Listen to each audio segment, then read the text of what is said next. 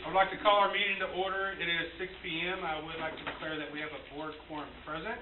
If you will please stand for our invocation, which will be led by Mr. Chris Dunn, and then our pledges of allegiance, which will be led by the Freeport Elementary second grade class of Ms.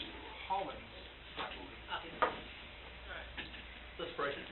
Heavenly Father, Lord, we just thank you for tonight, Father. Just thank you for this time that we can come and we can take care of business, Father. I just thank you for the folks in this room, the leaders of this district, and Lord, I just pray that you just guide us tonight in the decisions made, and that we feel your presence and your direction.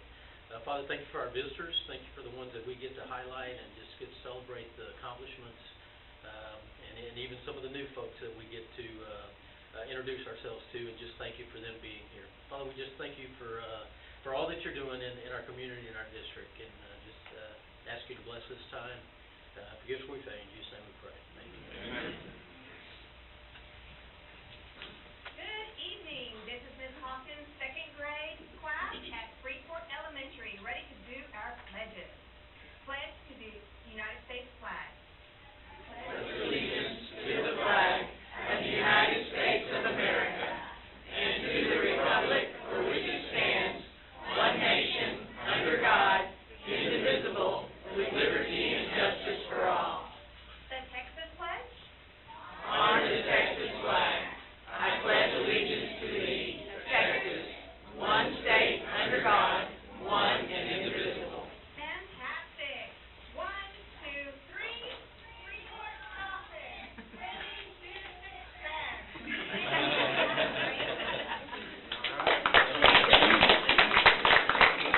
I'd like to ask our board to begin making this way to the front as we transition into our awards, achievements, and recognitions.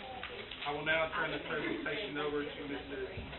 Jessie Jennings and Mr. Aaron Ennis. Nope. Or not. Or Mrs. Carly Kirkland. Good evening, Superintendent Massey. Good evening, President Howard, board members, staff and guests. Tonight we have much to celebrate and much to be proud of. First, and he will be presenting all of them, will be our Assistant Superintendent, Mr. Richard Yos. All right, thank you, everybody. It's great to see a full house with the school board tonight also. Nice to see you guys. All right, during the 2020 school year, BISD began the Essential Educators Program to recognize educators across the district for their exceptional impact on students during an unprecedented time in education. Throughout the year, it became clear to everyone that teachers are truly essential personnel. We have continued this practice throughout the 2021-2022 school year in order to recognize teachers' continual efforts to provide high-quality education to our students. Educators are nominated by the instructional coaching team at their campus, and principals select the final recipients from amongst the nominees. This year's recipients have been named throughout the spring, and we are proud to recognize them again here this evening. This year's recipients are Yami Cheryl, Lake Jackson Intermediate School,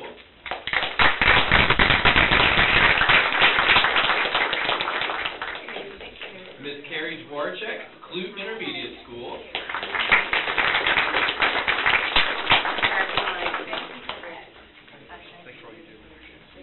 Ms. Katie Kilburn, Brazosport High School,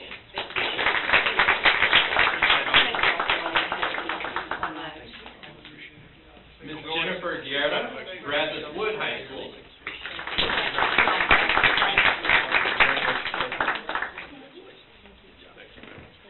and also Ms. Valicia Alston, who couldn't join us tonight, from Freeport Intermediate School. Congratulations, and thank you all for the essential service that you provide to our students every day.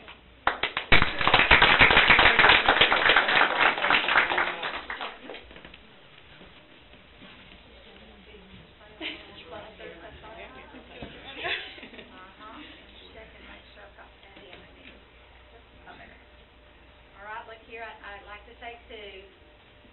1, 2, 3. My second. 1, 2, 3. Thank you. Congratulations.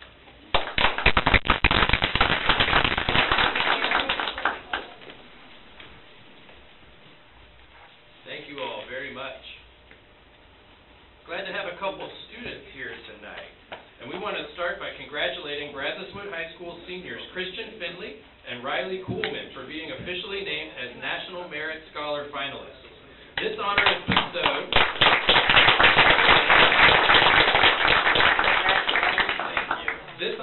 bestowed on the highest achieving students based on scores from the PSAT taken in October of the third year of high school. The National Merit Scholarship Corporation's competition began with about 1.6 million students from some 22,000 high schools across the nation.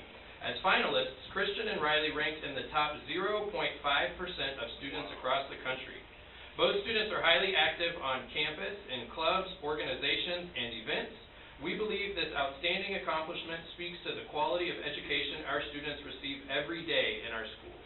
To become a finalist, semifinalists and their high schools must submit a detailed scholarship application in which they provide information about the semifinalist's academic record, participation in school and community activities, demonstration of leadership abilities, and honors and awards received. BISD is proud to recognize future Aggie Christian Finley and future Right Owl Riley Kuhlman as National Merit Scholarship finalists.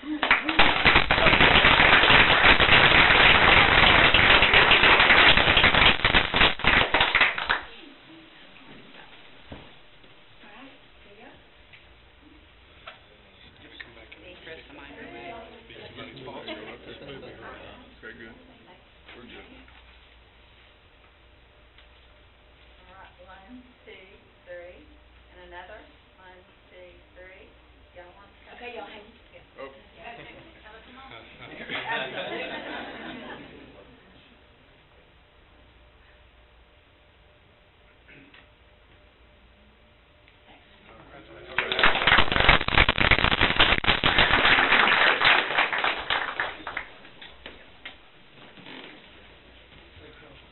All right, next up, BISD is excited to introduce Coach Joe Dale Carey as the head football coach, campus athletic coordinator for Brazosport High School.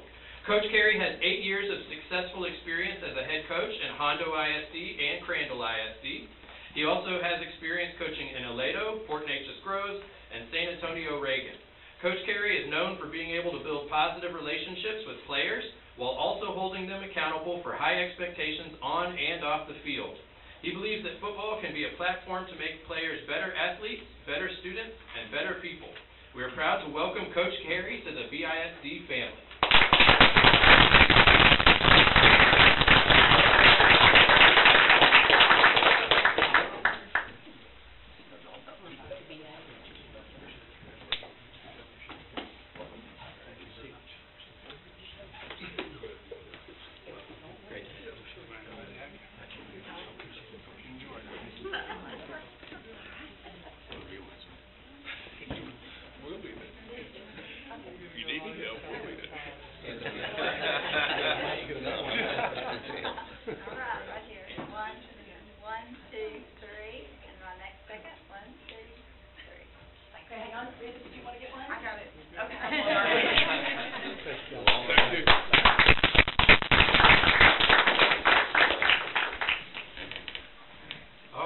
Brazosport ISD is pleased to announce that Mr. Keith Fuller will be the new principal of Grady B. Rasco Middle School beginning with the 22-23 school year.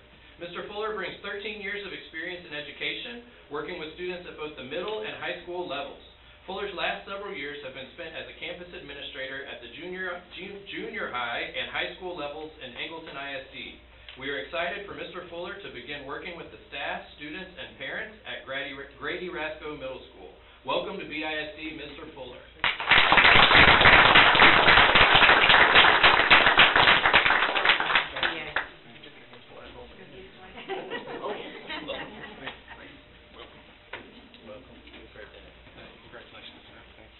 I believe Mr. Fuller brought some special guests.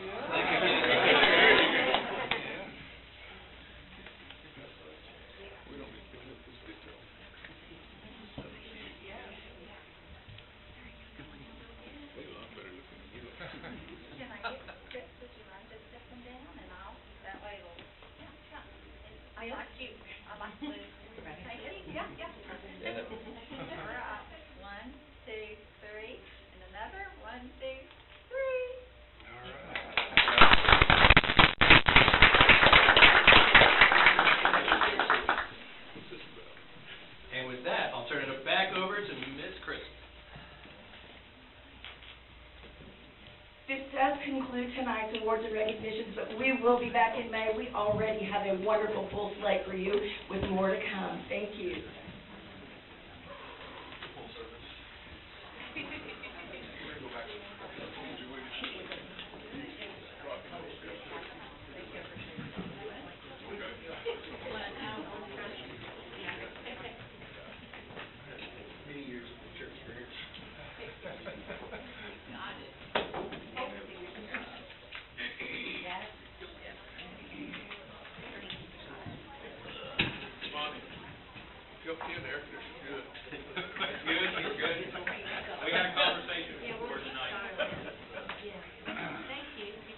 At this time, in accordance with BED local, the board will provide an audience with individuals who have signed up prior to the meeting to address the board.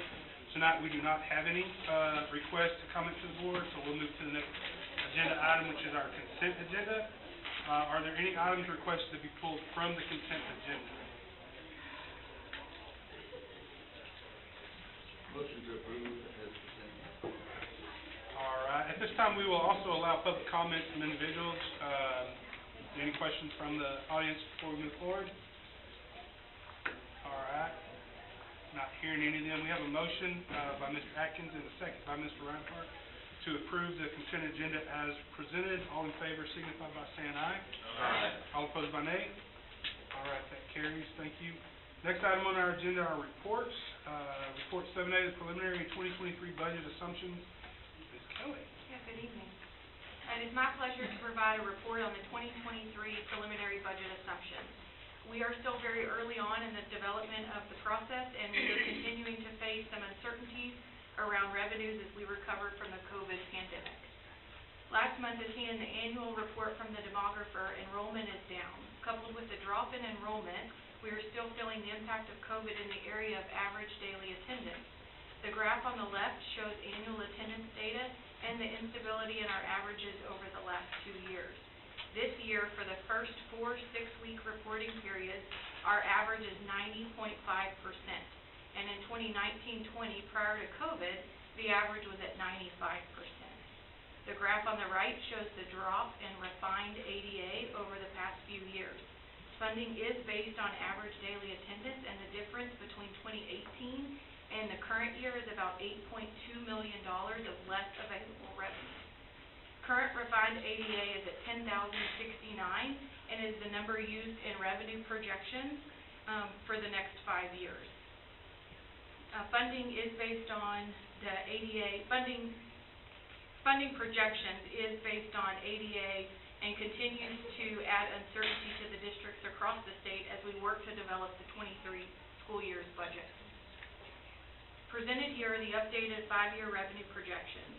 The state did announce that they would extend a hold harmless provision to districts for the first 4 6-week reporting periods and then fund reporting period 5 and 6 based on actual ADA. Therefore, there is a current year column that reflects what the revenue would have been without the hold harmless, and then what it will be now based on the hold harmless that the state has authorized. These are still estimates as we're closing out the actual school year. Based on 10,069 in ADA for the current school year, plus the special education, CTE, bilingual, and other weighted funding FTEs, our state and local entitlement is at $93.9 million for next year. We also generate another $8 million in other general fund revenues from SHARS, the Medicaid program, the federal indirect costs, state contributions to TRS, and interest earnings and athletic gate revenues. So together, the general fund revenue is approximately $102 million available for spending. Right now, our projected spending for the 23 school year based on preliminary budget assumptions to date is $126.9 million. So spending is in excess of entitlement, but will be covered by the supplemental 313 revenues, budgeted at $12.6 million, and through the use of the fund balance that we have. Projected spending throughout the 26 school year or budget year includes a 3% increase. So you'll notice on these projections I have added a column for budgeted expenditures and then projected expenditures, and those projected columns are current year spending plus 3%. There is also a legislative session in the that could impact future funding for fiscal year '24 and beyond. So there's some uncertainty around what the legislative session will do in terms of inflationary adjustments to the basic allotment. And then also we have 313 revenue, which is a difficult number to project and estimate, which creates some uncertainty when projecting revenue. Mr. Atkins, you had previously requested that we provide a chart of historical revenues and expenditures with the change in fund balance. So this slide is that chart for the past 6 years of revenue, which is reflected on the blue bar line, or blue bar, and then expenditures on the red bar. And then the changes in unassigned fund balance is the teal line. The green bar is the amount of recapture that the district has owed back to the state. Districts found some local property tax relief from the state when House Bill 3 passed and allowed districts to compress their local tax rate. We will review our tax rate trend shortly, but the teal line is the district's unassigned fund balance, which is $54 million. $35 to $40 million would be considered optimum by TEA, so we are in a strong financial position to adopt a deficit budget, but we will need to closely monitor revenue and spending in the future years. All right, while we have been able to grow our fund balance to a level that exceeds the optimum fund balance as calculated by TEA, it is directly attributable to the 313 supplemental revenue that we've received from local industry partners. The 313 agreement has 2 payment provisions. The first and the simplest to explain is a supplemental payment that the district negotiates with the company for considering the tax abatement. These amounts are allowable in statute as a percentage of the net tax savings to the company, with an amount not to exceed $100 per ADA. Supplemental payments are outside the state funding formulas and not subject to recapture, and over the past 5 years have generated $24.1 million in supplemental revenue to the district. The second payment that the company has to make as part of the 313 agreement is the revenue loss payment. Prior to House Bill 3, this provision was included in the agreement as state funding formulas were calculated based on prior year values, while tax collections and revenue for that year was based on current year values at the adopted tax rate. House Bill 3 changed the funding formulas to use current year values, thus eliminating that 1-year period where districts were able to retain tax collections locally as additional revenue from the value increases before being recaptured by the state as part of the funding formulas. As part of the state's desire to change the use of current year value to the use of current year values, we advocated for the language in the 313 revenue law to still be calculated based on prior year values. Had it passed as originally written, the change in current year values would have created an additional tax benefit to the company.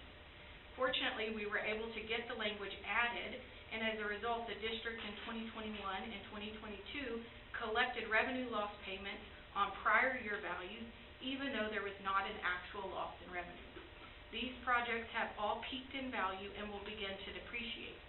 As such, the amounts will continue to go down. How much and how fast is extremely hard to predict. I had estimated estimates from Casey for this year that were at $14 million. I conservatively budgeted 12.6, and the actual amounts of both the revenue loss and the supplemental payments combined came in at $25 million. We don't know the actual amounts until late October, and I do not have estimates yet for 2023 from Casey, so the preliminary amount included in the budget assumptions thus far is flat at $12.6 million. So right now I'm not budgeting a change to that estimate. I can tell you that companies showed up during the 87th legislative session to testify on behalf of several bills that would have extended the 313 tax code provisions, which is set to expire this December. And at the top of their list was to have the revenue protection payment language revised to only be payable on actual revenue lost to the district. We will not oppose this change when it comes up next session, as it will be important for companies and districts to come together to advocate for the extension of this program. Also, all of our agreements, with the exception of LNG Train 4, have peaked in value, and any new agreement executed would be post any legislative action.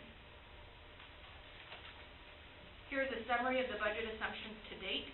Having only provided a one-time increase, compensation increase, the last 2 years for all staff, and then a 2% increase for teachers this year, we have to prioritize compensation increases as part of the 23 budget. Ms. Kirshner will be presenting a compensation package shortly, and the amount of that is included here as a budget assumption. Campus staffing meetings have been conducted, and the only additional staffing approved is to meet the increases in special education student support and the basic staffing allocations needed to fulfill class size and course requests. Department budget planning meetings are underway, and we already know that there are certain fixed increases and increases to meet inflationary costs such as fuel. So bottom line, with less available revenue and an increase in total budgeted expenditures, we will have an adopted deficit of $12 million. We do have $3.4 million built in for contingencies. So if we don't use those funds, we would have an actual deficit of $8.9 million. As a reminder, we do have $54 million in unassigned fund balance, which exceeds that optimum level by, at least $15 million. So we're in a strong financial position as we move forward. Presented here is a summary of ESSER allocations and the remaining funds to date. We have used ESSER funds to meet the educational needs and have added social emotional supports at the campus level. We have also utilized it to retain current staff and to attract and recruit new teachers to our district. We have just under $1.6 million of previously funded positions from the general fund. We have allocated ESSER funds for 2023 to continue these positions, but after next year they will become a general fund obligation, further adding to the deficit position. Currently, we have just over $600,000 and $550,000 remaining in ESSER 3 and ESSER 2 respectively. We'll have more detailed information on ESSER funding during a public hearing at the June board meeting that we're required to conduct. And this time of year, homeowners have received their property appraisals from the Brazosport County Appraisal District. House Bill 3 from the 86th session allowed districts to compress local tax rate, and Brazosport ISD has reduced the M&O tax rate by 7.66 cents over the last 3 years. I do anticipate some additional tax rate compression for the 2022 tax year, which is what is used for the 23 budget. The Appraisal District and the Brazosport County Tax Collector are hosting their annual meetings for all municipalities later this week to release some preliminary values. Our preliminary values at the time will not include industrial values, which make up the majority of our total tax base. I'll conclude with Brazosport ISD has an adopted tax rate of $1.1787 per $100 of valuation, which is the third lowest tax rate compared to surrounding districts. We remain committed to delivering quality educational opportunities with highly competitive compensation for teachers and staff, all while being fiscally responsible and good stewards of taxpayer dollars. I'll be happy to answer any questions. Any questions from the board? Why is 313 so late? Why does that wait till October? What does it have to do with? Is it their calculation, or is it the state's calculation? So it's actually Casey does the actual calculation, and they need our current state funding template, and we need final certified values from those companies, and they have to go through. A company has to agree to it, then we calculate it, then we send it to them, and they have 30 days. And I can't tell you, this year we kind of went back and forth, and so I didn't have solid numbers until November. Yeah. And so it's just the way the timing of all the information gets released into us. Yeah. Because they're not certified even until July. Right. Makes it difficult for budgeting for sure. Extremely, especially when the payments are as large as they are for our district. 5 years ago, they weren't nearly that much. I think probably kudos need to go to you, obviously, but to Slack and her team for putting all this together. This is pretty significant. A lot of things going on here that can throw cars into the wheel pretty quick. So There's definitely a lot of moving parts. So thank you. Back on the first slide, I guess second slide, first slide is data. This one? So looking at the 6-week intervals for this year. one before that. One before that. One before that, I'm sorry. Yeah, the blue line on the left, Yes, and that's based on our 11,459 enrollment, correct? yes, that's based on the average daily attendance for that reporting period. Based on current enrollment. Right. Yes. So that's the percentage of current enrollment attending on an average day, their attendance rate. Right. Is there any,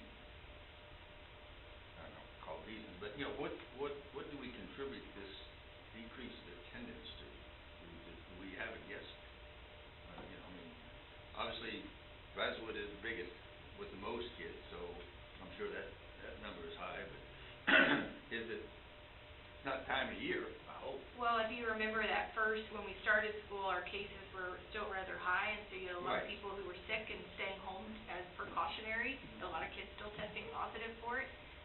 And then kind of died down, and you could see the second 6 weeks jumped up a little closer to the normal. Right, and that's what would be normal. And then you would normally see that trend down after that, but it's still significantly lower than where it has been historically. I can't personally speak to what's causing the Yeah, drop I in understand. average daily attendance. I can assume. When you look at your graph there, the lines are pretty steady in the past years, you know, after the 4th, 5th, and 6th weeks, and so, you know, is it the fact that, I mean, I don't think our COVID cases are that high now, thankfully, but it's just, and I'm assuming our attendance people and et cetera are working on all this, but we don't seem to be making headway, I guess is the concern. And, you know, and lack of attendance at school, come testing time, you know, it just rolls together, so. Okay. Yeah, we know our students need to be present in order to learn. And so I think this graph kind of really highlighted the disparity, and I think will be additional Absolutely. conversations on our leadership team on, you know, how we can turn that line around. Well, Not unfortunately- necessarily from a funding standpoint, Right. but more so from kids need to be in school to learn. Right, yeah, the funding, I mean, this is presented for funding, but it's really the fact that, you know, they're not in school. Yeah. You know, and that's a dramatic drop when you really look at it, and in comparison to previous years, which is, you know, kind of leveled out there. So, okay. Yeah, this 5-year revenue projection is scary. Yes, sir. So, enough said on that one. Looking at the next one with the graphs, for the 2022, do we anticipate a deficit? Yes. Okay. No, I'm sorry, for the current year, no, I actually anticipate about a $10 million surplus. Okay. So that 313 revenue came in, you know, $25 million, and so we had an adopted deficit of about $1.6, $1.8 million, and so that revenue swing will put us in the positive. So further adding to the undesignated fund balance. So looking at our assumption, and assume the added teachers are based on enrollment and the reduction of teachers the same. The extra counselors for 10 days at the intermediate school, is that a contract scheduling. extension or? yeah, it's 10 additional days because they support the principal in master scheduling, and so those days are needed to Oh, okay. provide So it's not, scheduling. it's not our new policy of the 80% counseling? Oh, no, No, no. Are we gonna be able to find all these special ed positions? That's Good the $1 million question, and the sooner that we start recruiting for them, the more likely we are to fill them. But those are critically needed positions that, you know, we do offer stipends in some of those areas to help with recruiting. But I'm sure Ms. Kirshner and her team will be on it. I think it's, one thing that's amazing is the rapid climb of those of students that are being put in those areas, Not surprised. putting everybody in a bind, Yeah. because colleges can't keep up, and, so it's gonna be tough. Yeah, I will say that the funding, we'll appropriate the funding accordingly. If they are not filled, then we typically contract those services out, which are more expensive, and so we will try to find qualified candidates to be. These are just initial requested positions, though, correct? They're not, are all these approved, these are approved, or are these These initial are the ones requested? that we're moving forward with trying to recruit and hire, and we're building them into the budget. We approved the budget, we approved the positions. Yeah. The drug testing services, is that in addition, or is this? That's an increase to the budget based on what we're currently paying for those services. And of course, we know the fuel's going up, so. Yes, sir. And then,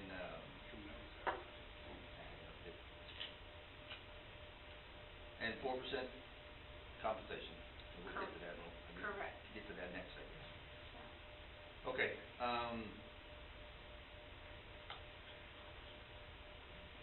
that's good. That's what I had. Oh, I have nothing. Okay. I just think, want to echo, based on our 5-year projection, we were talking about the upcoming years of expenses and revenue. It's, we need to be watching closely. Yes, sir. Any other questions from the board? Any other comments from the audience? All right. Thank you. Next item we have on our agenda under action items is action item A, the compensation plan approval. Ms. Kirschner.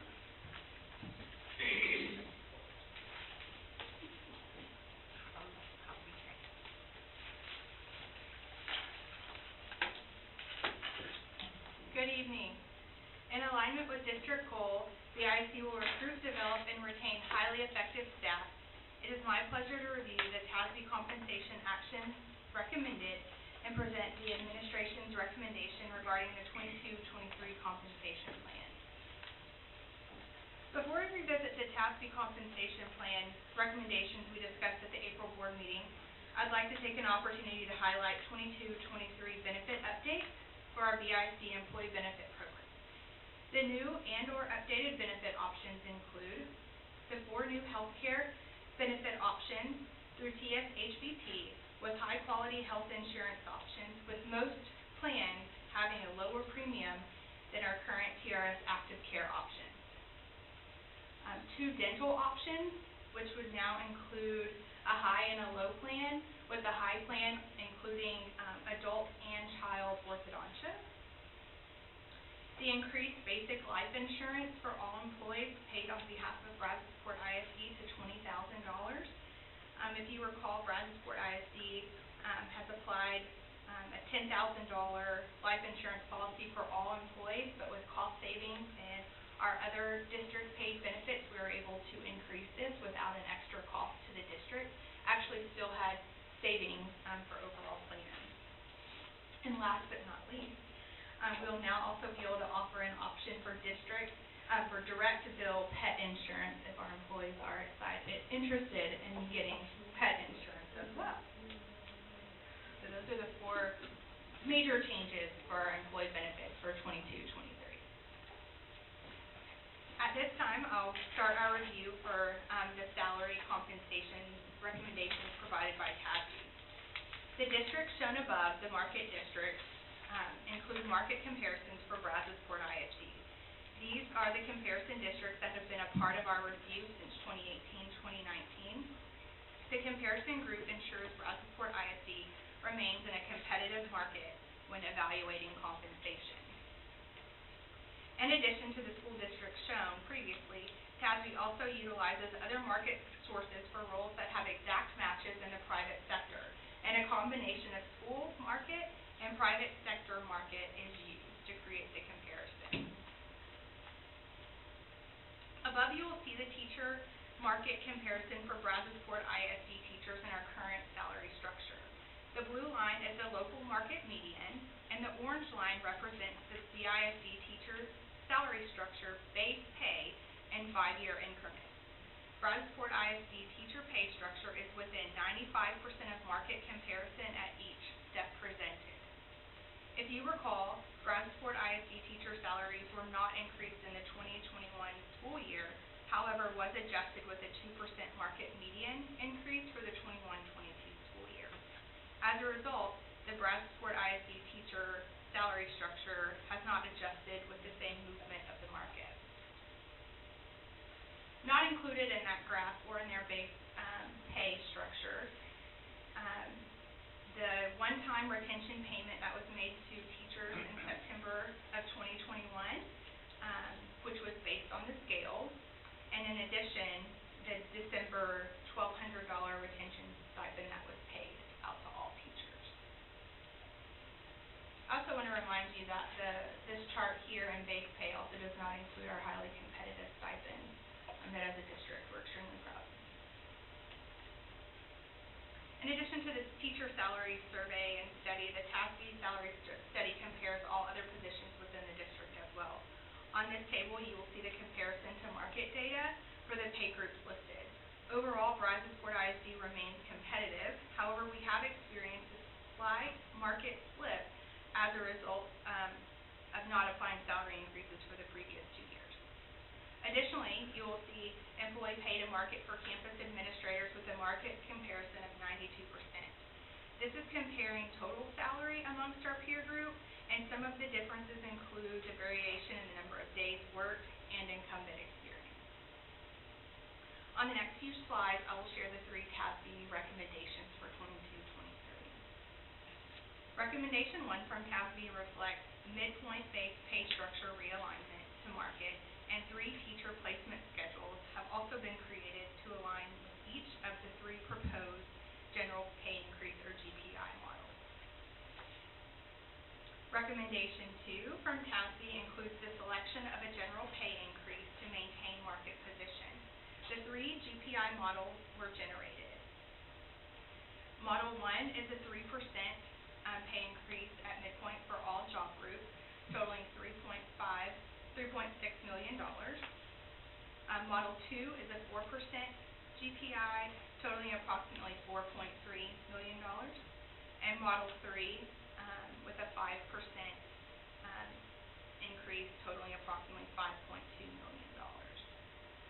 And just as a reminder, teacher general pay increases is calculated based on a percentage of market median salary, which for this year was $62,565, while non-teacher general pay increases are calculated as a percentage of their pay grade midpoint. And recommendation 3 includes additional adjustments to address market difference to maintain equity, and includes the following areas. So ensure salaries are greater than the minimum of the adjusted pay scale. Market equity adjustments, which also includes adjustments to teacher pay structure to address steps that fall below market. And teacher pay equity adjustments for professional roles that also require a teacher certification. I would like to take this opportunity to take a closer look at administration's recommendation for 22-23. Shown above is the overall recommendation for the 4% pay increase. For each of our job families, teachers and librarians, administrative professional, clerical, paraprofessional, and auxiliary, you will see a breakdown for the general pay increase along with the recommended adjustments as included in TASB's recommendation 3. The salary increase based on midpoint for teachers at 4% is equivalent to $2,500. In addition, returning teachers will receive the $1,200 retention stipend that was approved at the February board meeting.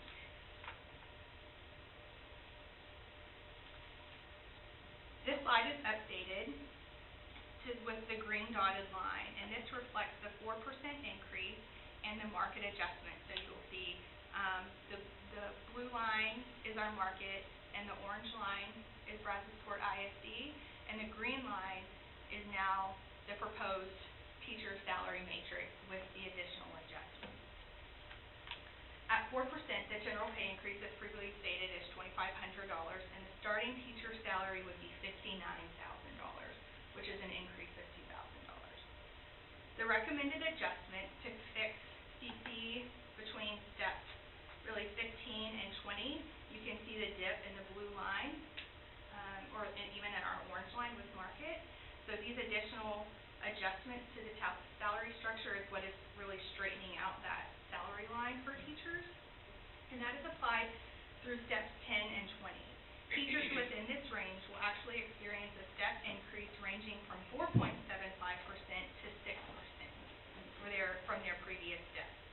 With these adjustments, the highest teacher raise would be applied to a teacher who currently has 16 years of experience, and they will actually receive an increase in the amount of $3,675 in 22-23, plus the $1,200 retention stipend I mentioned previously. At your seat, I've also provided a teacher matrix comparison for the current structure compared to the proposed structure. For a teacher who is, for example, currently on step 10, they would progress to step 11, and you would see the increase they would receive. At this time, I'd like to recommend the 22-23 compensation plan actions on behalf of Brazosport ISD administration. Their recommendation is 4% general pay increase at midpoint, adjustments in pay structure recommendations as recommended by TASB, which has a total budget impact of $4.3 million. The administration recommends that the Board of Trustees approve the 22-23 compensation plan as presented. I would like to also take a moment and thank Ms. Rebecca Kelly for her partnership during the 22-23 compensation plan review in preparing for these actions for Brazosport ISD employees. And at this time, I'd be happy to answer any questions that you may have. Questions from the board? Jerry? Going back to the next to the last slide. The recommendation? No, the infamous slide. The infamous slide there. Again, the green dotted line is our proposed, right? Yes, sir. And the blue line is what's there now. Correct.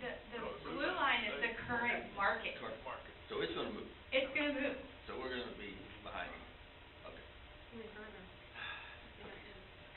We should gonna be get as rid far of behind as we are.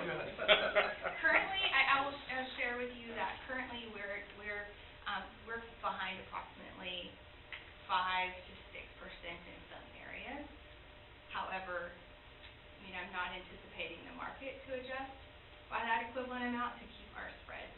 Exactly, we'll actually have an opportunity to gain and close those gaps. So I will say that blue line in the market has moved significantly higher over the last few years as a result of House Bill 3 and the required raises that districts were required to provide. We weren't in that category of having to provide that raise, and so that blue line moves more aggressively because of House Bill 3 and that requirement. So I think you're going to see that blue line move a little bit slower, or at least slower than it has over the last 2 years. So I do believe we will make up some ground. The blue line's going to move, how much, we don't know yet, but I think it's definitely a step in the right direction. With limited available funds, as you just heard, I think, we have to prioritize raises as part of the 23 budget, and, we'll have to make adjustments, elsewhere to be able to continue to provide, aggressive and competitive salaries for our teachers and staff. It won't move 4.3%. I don't think No. And that's not including stipends, Right. and No, so that's why it looks like And we're a little bonuses. further behind. Yeah, stipends or any of the Anything extra. Yeah, I agree, that's money, but it's not the ongoing money which people see every No. Look at. That's the problem. So we're looking at the 4.317 is adjustment and 4%. Yes, sir. That's the question. Yes, right here, I have put the board consideration right here. Yeah, that's also the maximum amount. We'll see some normal turnover, and so it won't be that full amount, but that's the budgeted estimate based on current staff and years of service and. It's been a significant increase. I think when I first got on the board, we were at around 42 or 43 for starting pay, in 8 years, so it's a significant increase that we've had.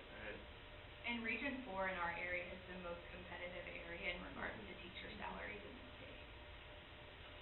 Can you go back to the blue line, the green line? Yes, sir. So, I understand that, because since I've been on the board, and the blue line is clearly important.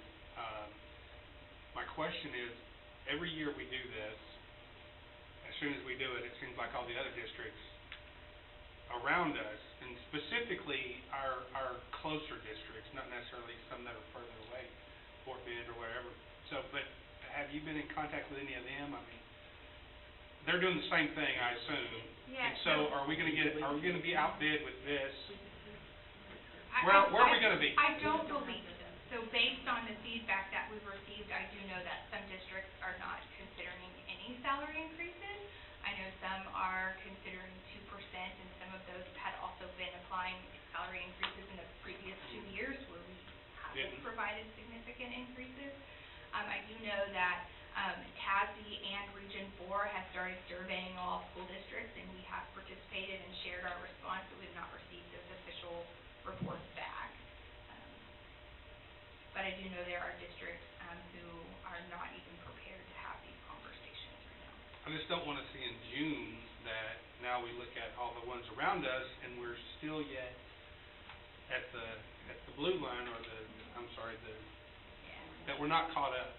I truly believe that this will absolutely close those gaps, and then we would remain, the green line puts us at 100% of current market.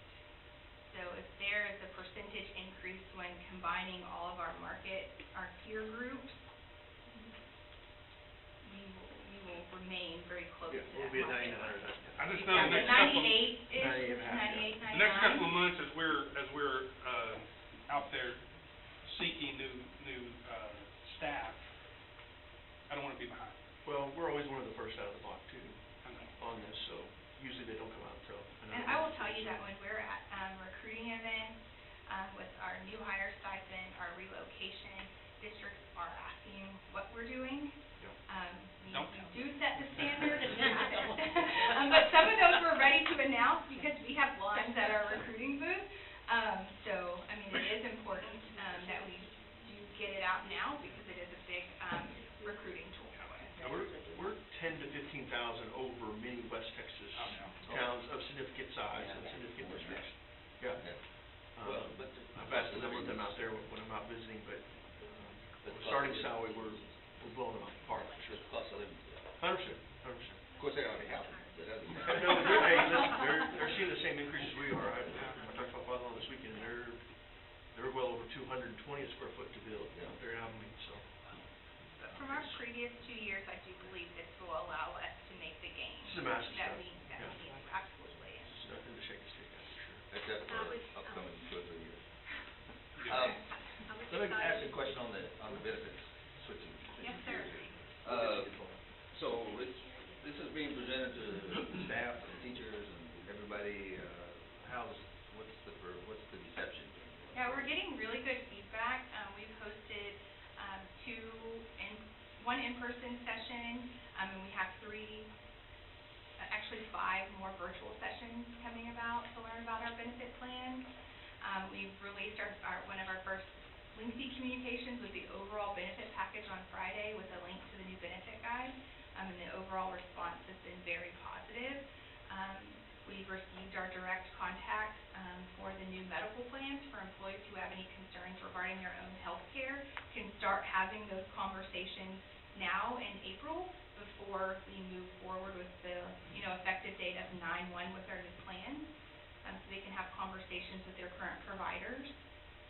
And so all of our responses have been extremely positive, and especially from a recruiting perspective, when we say that we're not a TRS active care district, that's Big. Yes, sir. So is staff going to pay attention during the virtual classes? Yes, actually, it's a preference.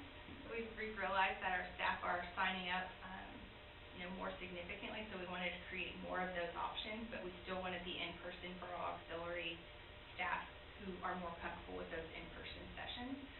We'll also have an on-site enrollment at each of our locations during open enrollment in May. So employees will have someone dedicated, 4 to 5 people on their campus to assist them with enrollment, as well as the online enrollment and the call center support.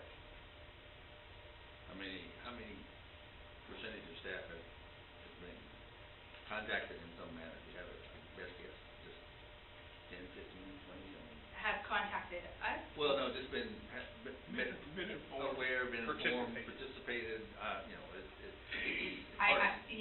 don't have those percentages. I could get capture capture our sign-up sheets, but I'm sorry, I don't have it. I just wondered right about, now.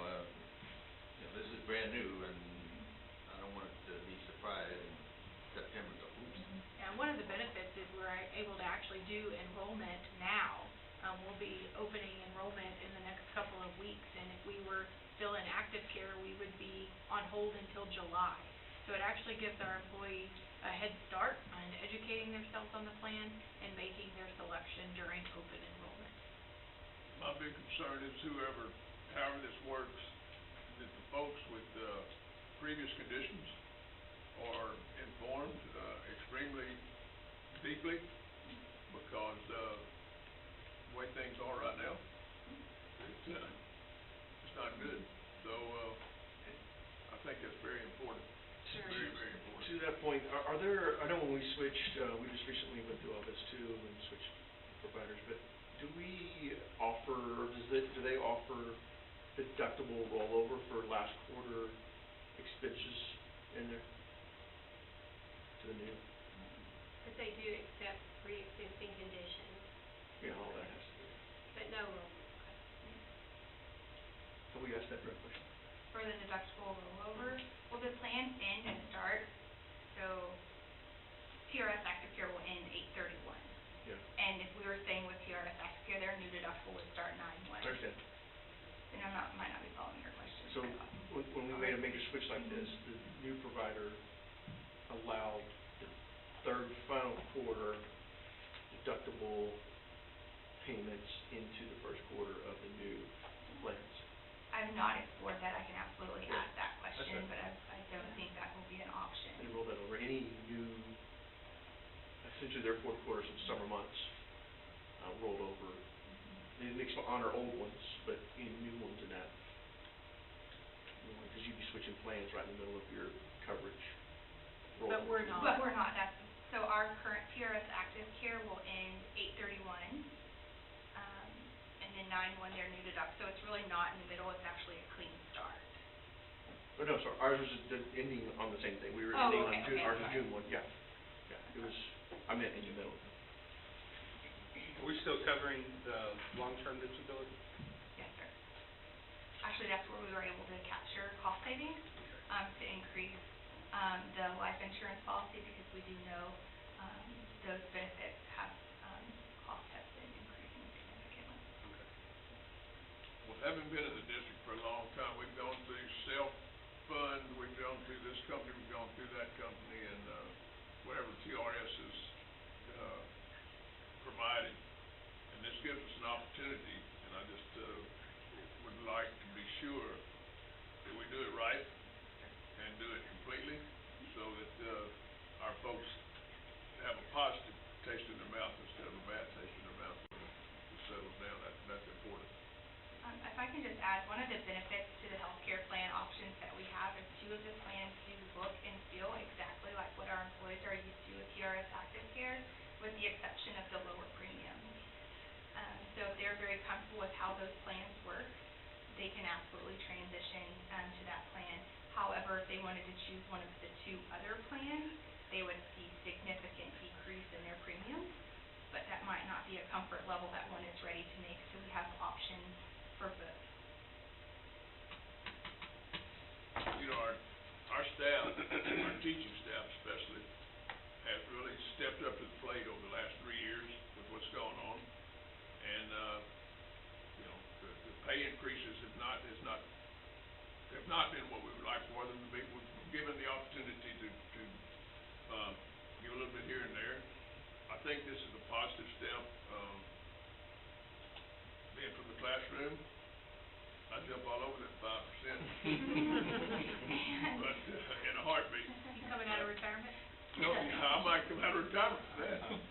My TRS would go down anyway, but, my thing is, if you look back at that map, and I don't wanna go back and look at that graph, it makes me ill, but where we are in the market, in the red line so far below, that's not where we need to be to keep folks. And I understand what we're talking about it's a chance we'll be behind again, but if we don't step here, we'll be way behind again. So, I will share that this is going to be one of the first time in many of years that the pay increase will actually be felt by the employee and not just directly contributed to the cost of their healthcare plan. Ma'am, I went for a long time and that's all the money you got here.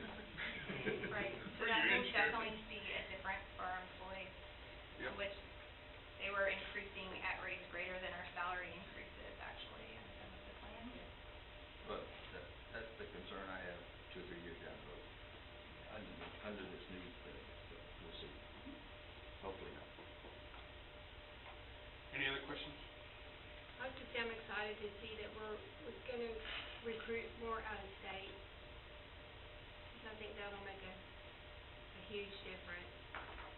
I just think I know my niece and nephew work in, education in Kansas, and they can't believe, like, the general salaries that we make here, it's just significantly higher already.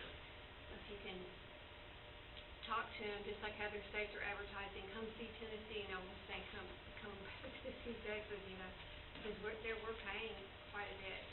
Not to every state, but there are some states in our surrounding area that are not paying their teachers very well. I'll share with you that we actually have 4 letters of intent and contract prepared for 4 out-of-state hires, one being in Alaska, Tennessee, and another from New York, that I can think of off the top of my head. But our salaries in our area are really, we've seen that people are very interested in. And cost of living, like for housing and stuff, compared to other states like New York, and anywhere on the East Coast, whatever, significantly. We've got salaries up and your cost of living low, that might be a really good benefit to market. So I was glad to see that in the report. Thank you. And I appreciate you, back in February, coming back with the additional funding for the teachers that are on contract for retention. I think that was very important. Every little bit helps. Absolutely. Do you know what the state, minimum for Texas is? I do not have that on. 20, no, it's in the 20, What's like it? 28, 29. So for all the companies, are you gonna be able to allow long-term health for all the new companies, or do you need to combine? I'm sorry, Ms. Days, I didn't hear the question. On the description there, it said that long-term, health is available. Is that available for all the new ones that they have choices from, or just specific ones?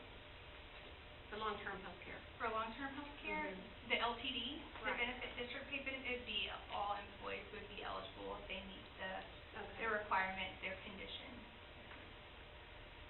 That's huge. It's a separate. It's separate, it's not health. It's more of a life or something like that. Separate line item. I'm sorry. 33,660 is Yeah, the that's- 0 year, so they did make the adjustment to that back in health program. So that's not health. 33,360. Oh, the state-based minimum, I'm sorry, I knew that. Sorry, 33,660. I thought you were asking about the statewide average, not the Oh, no. base minimum. All right, any other questions from the board before we move on? Any comments from the audience before we take a vote? I move for approval of compensation practices as presented. I second. All right, moved by Mr. Reinhardt, seconded by Ms. Patty Sayes. All in favor signify by saying aye. Aye. All opposed by nay. All right, that carries. Thank you, ma'am. Thank you. Nice.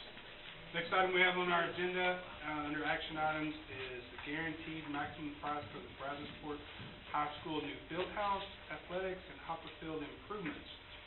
Ms. Kelly. Good evening again. In alignment with Board Policy CVE, it is my pleasure to present the guaranteed maximum price for the first phase of construction for the projects for Brazosport High School. This is the rendering and the scope of work presented to the Long Range Facilities and Bond Planning Committee when we did the 2019 bond planning back in the fall of 2018.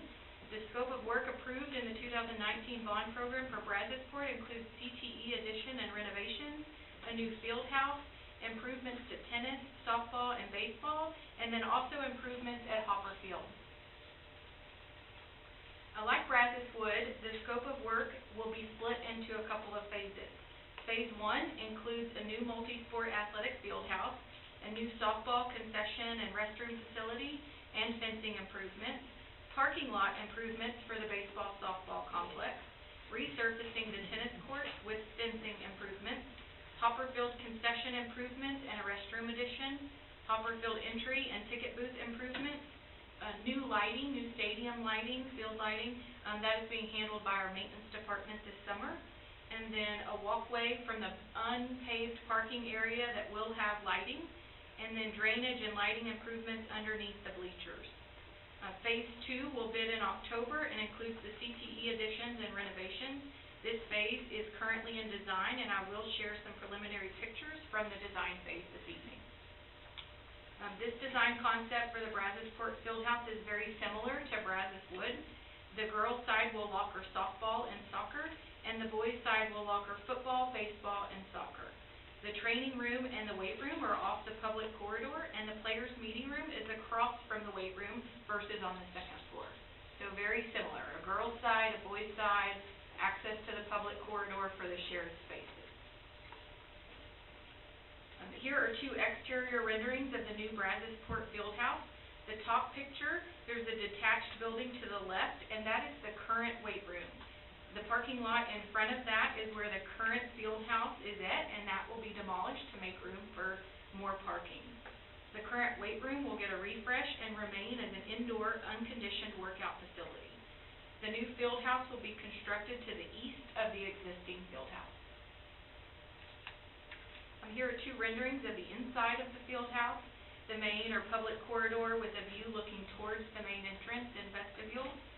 There will be trophy cases in the main corridor and branding or graphics throughout the new facility. The bottom picture is a rendering of the view from the new weight room looking into that main corridor.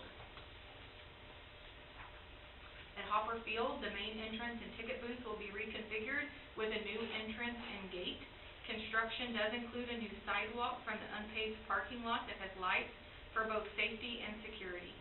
The current home side concession stand will be completely renovated, and restrooms will be added to both sides to provide more adequate number of restrooms for the capacity of the stadium. Then we are also adding the lighting improvements, and we're going to fill underneath the bleachers with crushed granite, which will improve the drainage.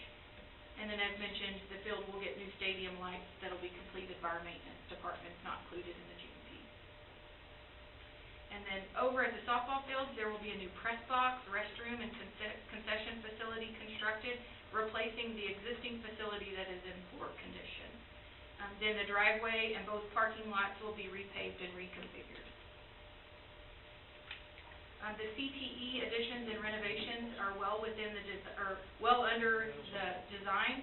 Here are two preliminary pictures of the addition that will be an extension off the front of the existing campus, which is on the east side where the current Cte wing is.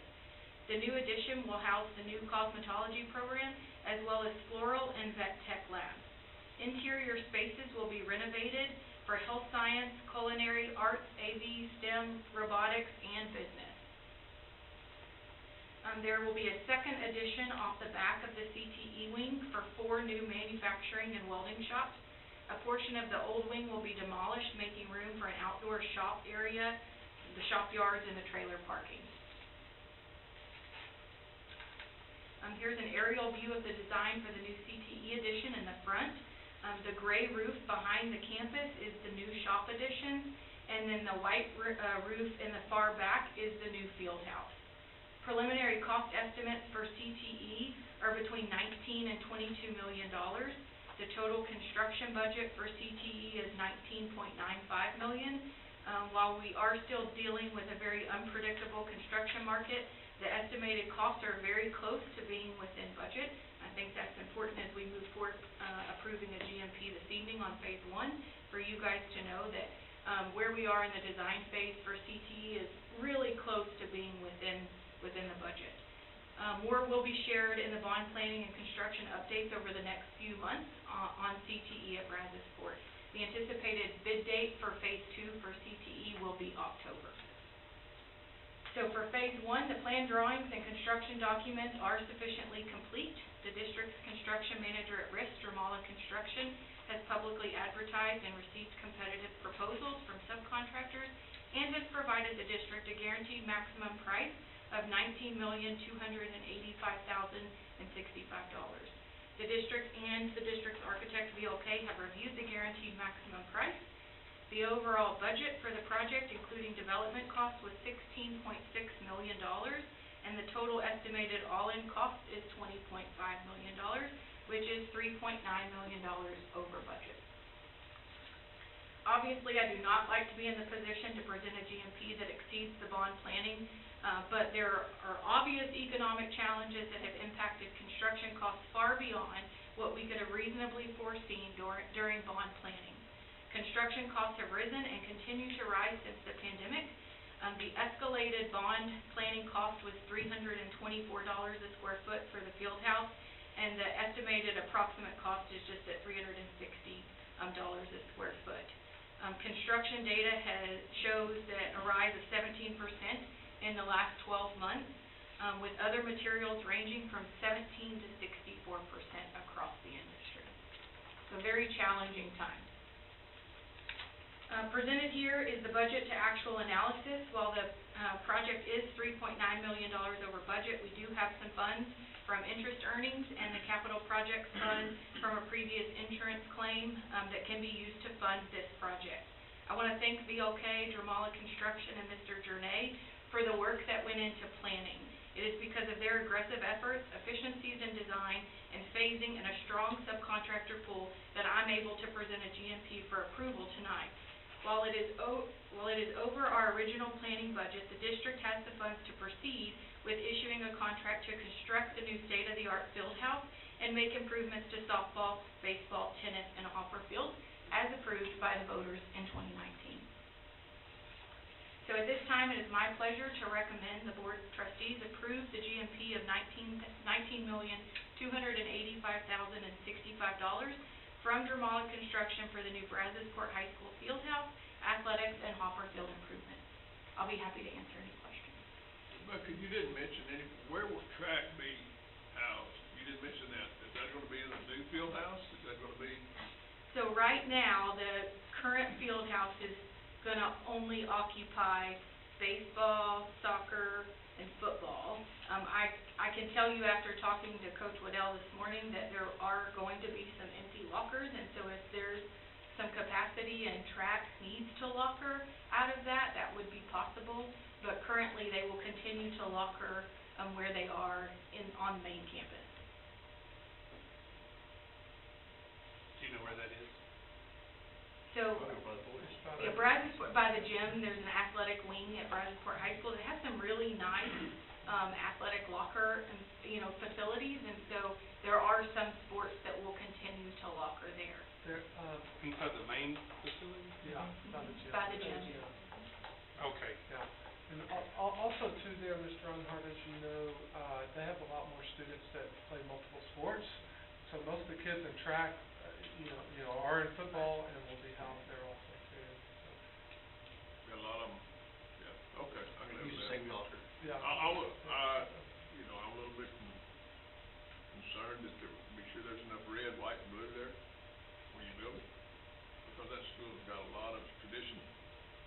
There are 2 or 3 of us up here that went through there, and so I'd like to make a motion that we approve.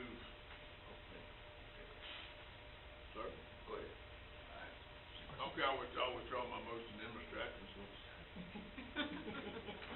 He always takes precedent. Thank you. Well deserved.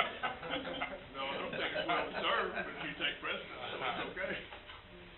Just looking at the cost estimate, you sent that to me earlier, the breakdown. I know it's hard to break it down, but you kind of gave me an estimate. I found it interesting that the hopper field really didn't increase that much, and then the other athletics increased $400,000 or $500,000. So Mainly in the big new buildings, which makes sense. Yeah. Which makes sense. So that's the hopper field and the other athletics, the softball and baseball, is pretty much kind of what the original estimate was. So really, it's really in the main big buildings, which totally makes sense. More material. Yeah, well, material costs. So, I do have a question on this insurance proceeds from the hailstorm. What? remember that we had the hailstorm, I think it was back in 2012 or maybe it was 2014. and we collected some insurance proceeds on some hail damage, but we had in one of the bonds, either 2012 or 2014, money to go ahead and replace those roofs. And so we went ahead and made the repairs through the use of bond dollars. And then a couple years later, when insurance finally paid and it all came up, those funds were deposited Okay. into a capital projects fund and held for future capital projects needs. Okay, so we're really we bond money to do the roofs, now we're essentially getting reimbursed. Correct. Well, and I noticed that there was a cost savings for the roof, from the, what was it? I lost it now. On the overall cost that was presented in our book, there was a one-ply roof and plus is that a good roof? Not a problem? I'm going to let Alec come up here and answer that question. I love roofs. I love roofs, it's my favorite. The roof that was originally designed was a lightweight concrete, and the reason that they did that was at the architect and the contractor's suggestion because of the availability of the roofing insulation that goes under there if we don't have the lightweight concrete. But we found that it had become available and where we could get it in a very short time period. Initially, they thought that it would take so long to get it, we wouldn't get the roof on the building in time to get it dried in so we could finish the building. So it turned out, once the bids came in and all, we were able to do that. Okay, that's good. The roofing system that we're doing, that's a cost saving, is what we do on all of our new buildings. Oh, okay, so I wonder why we did the other one, but anyway, okay. Well, because of the availability of the insulation, right. Okay, that sounds good. I noticed the roof thing. Okay. I have a question. Can you go back to the slide, some of the renderings where it shows the front of the school? Of the And CTE or the field house? The CTE, and it kind of shows the front of the building, the front of the high school itself. So that's the one right there. All right, so I have a question, and it'd be a separate cost, not included in what we're talking about. But there to the left, as the picture, the big circle driveway, go further to the left, right there. All right, so that's the loop that goes around to the front of the building. And you see all that green grass right there? I would really like another parking spot right there. I get asked that all the time. So that actually is included in the priority one improvements that were passed, and that will be packaged with the CTE phase 2. Okay, so that's already in there. Yes. All right. We'll have to keep into consideration the detention, but that is in the cost associated with additional parking is included, and so we will be evaluating what we can add. What you can do there. Mhm. Okay. Is that primarily for the performance center? No, that's for the Performance center's on the other side, the loop where she goes. It's right in front of the school. It's like the front door. That would be kind of efficient to me, that'd be an ideal place for teacher parking. Right, because now they all park out towards the road. Yeah, it's a good height for the teachers. Yeah, they park out here. So there's just I don't know how many spots. Visitor, primarily visitor parking, handicap there. But, I mean, there's more than enough room. I didn't think about the detention part. There's definitely enough room for some concrete. No, it's on the other side. First, it's a CDL. Because this right here is on Second Street. In exactly where you're talking about in front, it's actually, the new parking will sit just to the south of the existing parking that's up there in the center, and it's already been figured in the detention, it'll be a large detention pond in that open area between softball and baseball. Okay. We can Cars get you won't some be, pictures. the cars won't be parking in the detention, will they? No, the detention pond's gonna be Okay, way I off. just checked that out, got it. Well, I know when we have, some of the big meetings over there, that some of the teachers get their feathers ruffled because We take the pond. It's a long walk. it's pretty. Especially if it's raining. And the reason would that happen that way is because when we built that campus in 2006, is that the old campus sat right there. And Right. That's why that parking lot ended up so far away. remember. Yeah. That was a 100, 200 probably still pound there. Not quite. Speaking, I know he was joking a little bit about detention, but while you're up there, you know, these things are getting ridiculous in size because of the regulation on those, but everywhere I go, all over the place, in these suburbs and all that, they're making them into parks, and because they don't ever hold water except for severe events.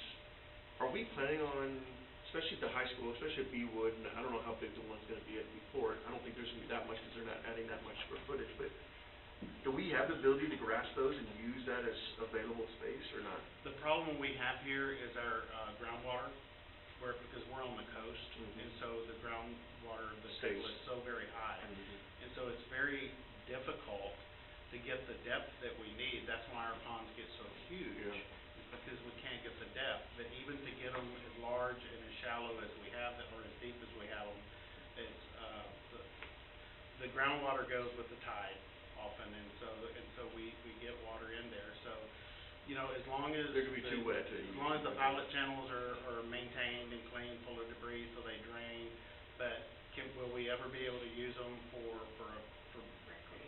soccer or anything like that? Is likely not. Would we have to get, if we had to get approval from Velasco Drainage District, I don't think we'd get approval from them either to. You would not. They're not, user-friendly. There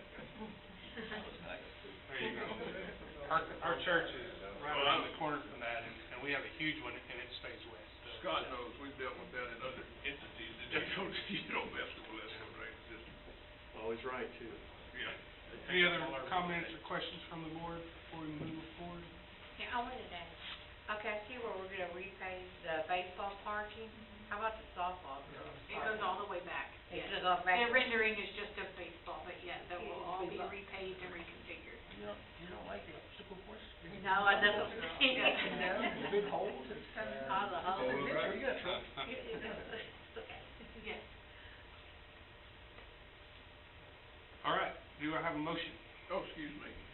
I'll make the motion that we propose the, GMP for the Brazosport, phase 1. I'll second. All right, it's been moved by Mr. Reinhardt, second by Jerry. All in favor signify by saying aye. Aye. All opposed by nay. All right, that carries. Thank you. Thank you. All right, next item we have on our agenda is the District of Innovation Renewal intent to adopt. Mr. Ron Redden. Good evening. In accordance with the requirement for renewing a District of Innovation status, and in alignment with Board Policy AF Legal and Texas Education Code Chapter 12A, it's my pleasure to present to you tonight the recommended revised local innovation plan for adoption consideration. The District of Innovation designation was passed by the 84th Legislative Session in House Bill 1842, giving traditional independent school districts like Brazosport ISD local authority and autonomy, allowing the flexibility to ask the question, what if? BISD chose to explore and customize those possibilities to meet the needs of our students in the areas of innovation that you will see listed on the next slide. On May 16, 2017, the Board of Trustees adopted a local innovation plan that provided for Texas Education Code exemptions in the areas of teacher certification, teacher contracts, instructional calendar, minimum minutes of instruction, flexible daily schedule, minimum attendance for credit, teacher appraisals, class size exceptions, and student discipline. The adoption established BISD as a District of Innovation, a designation that was for 5 years.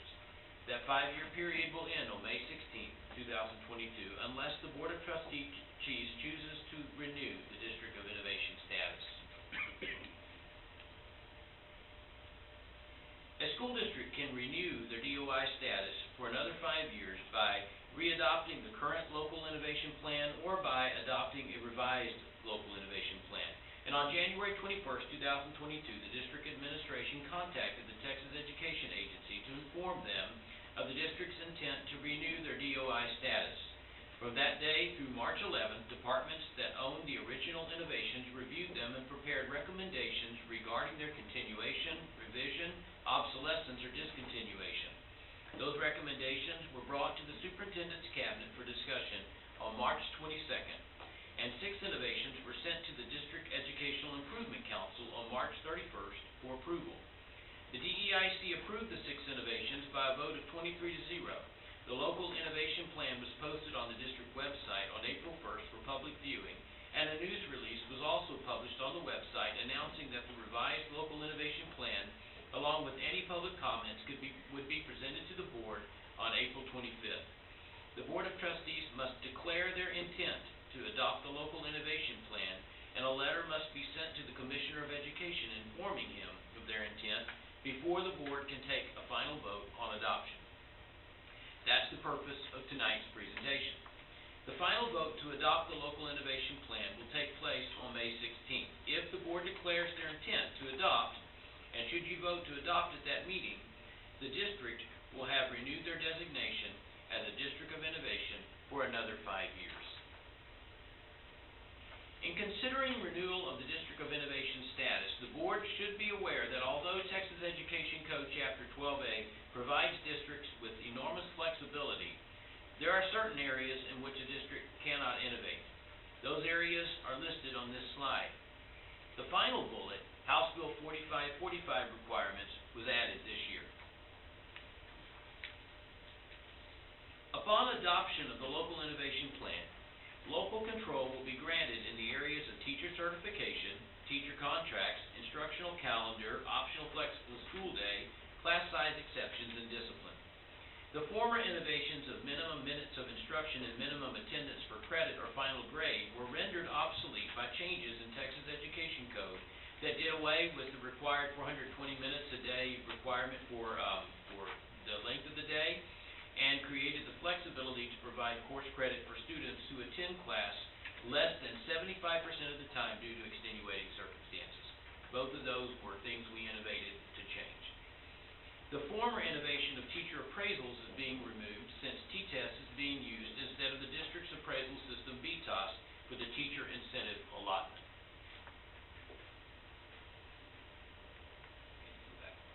There we go. The first exemption the district is seeking is from Texas Education Code Chapter 21.003, certification required, and Chapter 21.053, presentation and recording of certificates. Corresponding board policies include DBA legal and local, employment requirements and restrictions, credentials and records, along with DK legal, local, and exhibit, assignment, and schedules. The teacher certification exemption is unchanged from the 2017 local innovation plan. The district is seeking to continue this exemption for 2 reasons. 1, the current certification requirements inhibit the district's ability to hire professionals with industry experience to teach career and technical education and science, technology, engineering, arts, and mathematics or STEAM courses. In order to provide more students the opportunity to take such courses and obtain professional certifications, the district seeks to establish its own local qualification requirements for such individuals in lieu of the requirements set forth in law. And second, currently a certified teacher cannot be hired for a position or be assigned to a subject outside of his or her certification, limiting the district's ability to effectively utilize personnel to ensure quality instruction. So under the innovation, Brazosport ISD Human Resources Department will submit a written request for approval to fill a teaching position to the superintendent or designee. First, for an individual with professional or vocational experience who does not possess a traditional teaching certificate, but is highly credentialed as evidenced by a license, degree, or experience to teach non-core courses, such as CTE. And second, for a certified teacher to teach a subject area out of his or her certified field in grades 5 through 12. Candidate qualifications may include a combination of the following: professional work experience, formal training and education, relevant industry, licensure, certification or registration, and/or any combination of work experience, training and education, or industry credential related to the subject matter he or she will be teaching. The written request will outline the reason for the request, and it will document the credentials possessed by the recommended teacher which qualify him or her to teach the subject. In addition, the written request must be submitted to the superintendent or designee for approval prior to employing them as a teacher. The benefits to seeking exemptions from Texas Education 21.003 and 21.053 are twofold. This innovation provides the ability to hire teachers into positions and are highly credentialed as evidenced by a license, degree, or experience to teach non-core courses such as CTE. In addition, Brazosport ISD has the ability to allow a certified teacher to teach a subject area out of his or her certified field in grades 5 through 12. Secondly, effective with the 2021-22 school year, the innovation has supported the placement of 34 teachers in assignments throughout the district in areas of CTE, fine arts, languages other than English, and certified teachers teaching out of their certification area. The District Educational Improvement Council voted 23-0 to continue the teacher certification innovation.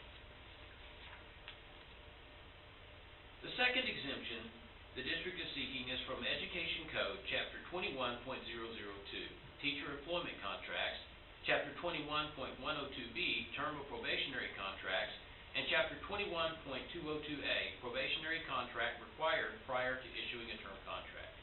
Corresponding board policies include DC Local Employment Practices, DCA Local Employment Practices Probationary Contracts, and DCB Local Employment Practices Term Contracts. The teacher contract exemption is also unchanged from the 2017 Local Innovation Plan. Please note that in alignment with our current practice, returning certified teachers will be given a Chapter 21 contract. The district is seeking to continue this exemption for 3 reasons. 1, without the exemption, an applicant cannot be hired to teach a subject without appropriate certification, causing vacancies or deficiencies. Number 2, without the exemption, it was a BISD practice to issue a Chapter 21 contract for the remainder of the school year to certified teachers hired after the first day of instruction, binding the district to potentially ineffective instruction for students. And 3, without the exemption, experienced teachers new to the district would have a probationary period that could not exceed 1 year if the person has been employed as a teacher in public education for at least 5 of the previous 8 years, limiting the time period to fully determine the staff member's effectiveness. So, the innovation. The district can perform 2 different actions under this innovation. Number 1, Brazosport ISD Human Resources Department will submit a written request for approval to fill a teaching position to the superintendent without issuing a Chapter 21 contract for a non-certified applicant to teach and for a teacher hired for the first day of instruction, after the first day of instruction, or a late hire. The written request will outline the reason for the request, and it will document the credentials the recommended teacher possesses, which qualify him or her to teach the subject. In addition, the written request must be submitted to the superintendent or designee for approval prior to employing the applicant. And second, the superintendent will approve recommendations.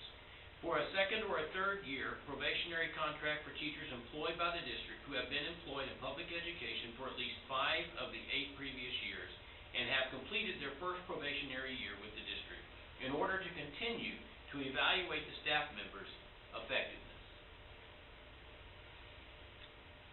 The benefits are that it provides the district, the benefit the district gains from the exemptions and innovations is to provide the district the ability to extend a second and or third year probationary contract for teachers employed by the district who have been employed in public education for at least 5 of the 8 previous years and have completed their first probationary year with the district, in order to continue to evaluate the staff members' effectiveness.